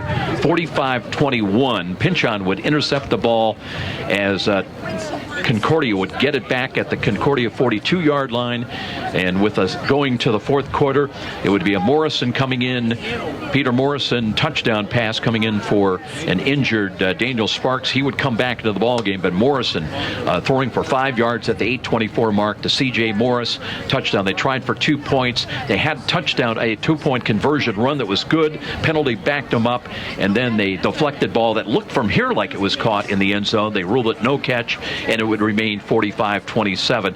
And the final points would come on another 15-yard touchdown run by McCarter at the 4:32 mark. Eckert with the extra point to make it 52-27. Bishop Luers with the win. They take their record to 5-1, 4-1 in the SAC. The Concordia Lutheran Cadets fall to 2-4. Also that same mark, 2-4 in the SAC race. We're coming back with a look at the upcoming schedule for both teams, and we'll take a look. It was Wayne with a win tonight over Bishop Dwenger by a final score of 28-14. Big win for Snyder. We'll see the Panthers next week. They took out Northside 56-21 here tonight. We'll be back with more after this 3-minute timeout. This is IHSAA football on Fox Sports 1250 The Ticket. I am your typical mom. Christy Newhouse for the Parkview Heart Institute. You know, I'm entrenched in my kids' lives, and I eat a healthy diet, and I'm actually probably the last person you expect to have a major heart event like this happen. One day last year, Christy awoke to deep pain in her chest and jaw that later spread to her arm. I ended up going to Parkview's ER, and they told me I was having a massive heart attack. Teams from Parkview's ER and Heart Institute worked together to save Christy's life, treating the heart attack, restarting her heart after she suffered a cardiac arrest, inserting 2 stents, and equipping her with a wearable defibrillator that was developed in part from clinical research done right here at Parkview. Fantastic, fantastic care. To learn more about Parkview's life-saving cardiac care and research, go to parkview.com. Parkview Heart Institute. Not for profit, all for you. Hi, this is Charlie Momper from Momper Installation. After last winter's brutal temperatures and record-breaking wind chills, it's not too early to start thinking about adding insulation to your attic, sidewalls, and crawl space. By adding additional insulation, you can cut your energy costs up to 30%. Call Momper Installation today at 432-7543. Momper, the #1 name in insulation since 1956. Where do savvy sports fans in the Summit City go when they need to know more than just the score? It's an easy choice. No other media outlet covers the local sports team like the Journal-Gazette. You get 7-day sideline coverage from the area's most experienced and knowledgeable sports staff. It's a commitment to Fort Wayne that the Journal-Gazette takes very seriously. When you need to know the story behind the story, nobody delivers the goods each morning like the Journal-Gazette. And even when you're on the go, you can still catch up on the latest sports news online at www.journalgazette.net or from your mobile device at www.jgmobile.net. Start your sports day right, every day, 7 days a week with the Journal-Gazette. It's time, the 2014 Battle of the Bands. Sweetwater is giving away $3,500 in gift certificates. You'll get media exposure on What's Up magazine. Columbia Street West will pay $3,000 in cash prizes. You can get registered right now at the Wooden Nickel on North Clinton, or even see Richard at Columbia Street on Friday and Saturday night and sign up in person. The band starts every Thursday night at 9 p.m. with a $5 cover to get into the bar. Do you think your band is the best in town? Then prove it. Be in the 2014 Battle of the Bands at Columbia Street West. I'm Kathy, and I've worked for Midwest America for 10 years. I like to get to know the people that I'm helping or assisting. So to do that, I get to know things about their lives that are happening, whether they are going on a cruise and how to save for that cruise, or whether they're going to have another child and what they're going to name those children, because you have to know their personal life in order to really help them meet their financial goals. Midwest America, all together, better. You're listening to the High School Football Game of the Week on WGL Fort Wayne, Fox Sports 1250, The Ticket. And now, back to the action with Joe Parsons. Take a final look at our ball game here tonight, won by Bishop Luers with a 52-27 victory. And coming up for the Knights, they return home to Luers Field. They'll face Northside. Redskins got hammered pretty good tonight by Snyder, 56-21. So the Knights, that'll be a key game, Tom, is they're right in the SAC race, and Northside trying to get a little bit of maybe a respectability here down the last. Hard to believe, 3 more weeks only in the high school football regular season. Concordia also back home. They'll take on Northrop next Friday night here. So now Concordia with a record of 2-4, and also hoping to get some of the injured troops back. Remember, they lost Evan Sparks out for tonight with a concussion. Hopefully he'll be back next week. Todd Jackson and Darius Rogers also kind of hoping they get their starting defensive tackles. That's a tough way to go into a ball game against a team like Bishop Luers when you lose your starting 2 tackles. Oh, absolutely. I saw 6 or 7 guys down on the sidelines there before the game, and Coach Manigal said we're a little beat up here tonight, but they come out and stayed right with Luers in that first half at 21-31 ball game. Concordia always comes to play, and that's why we enjoy following them on the air. Don't forget our Friday night football feature football on Fox next Friday night. Football Friday Night Lights will have the Snyder Panthers. They'll be home on Friday night hosting the Elkhart Central Blue Blazers. That is a 7:30 kickoff. Our pregame begins next Friday night at 7:15. Supposed to be another great day tomorrow. Enjoy it. Warm night here tonight when it started, 76 degrees. It has cooled off quite a bit. See a lot of jackets and parkas down below. And with special thanks to our studio producer. He's our main man, Patrick the Prince Plumber, working in the studios this evening. And that's going to wrap things up. For Tom Freistroffer, I'm Joe Parsons. So long, everybody. Thanks so very much for listening. You've been listening to IHSAA Football, presented by Parkview Hospital Randalia, your resource for health, and Fox Sports 1250, The Ticket. Proud sponsors of tonight's game also include Meyer, where you get higher standards and lower prices. By Momper Insulation, with over 40 years of quality, professional insulation. By Walburn Financial Management, providing affordable solutions to bookkeeping and tax problems. By Midwest America Credit Union, altogether better.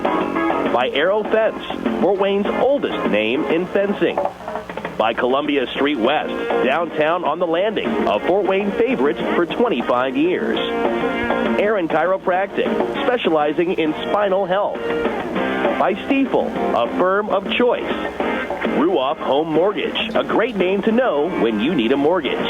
And with special promotional consideration by the Fort Wayne Journal-Gazette. Nobody delivers the goods each morning like the Journal-Gazette. And thank you for tuning in for the IHSAA Football Game of the Week here on Fox Sports 1250, The Ticket.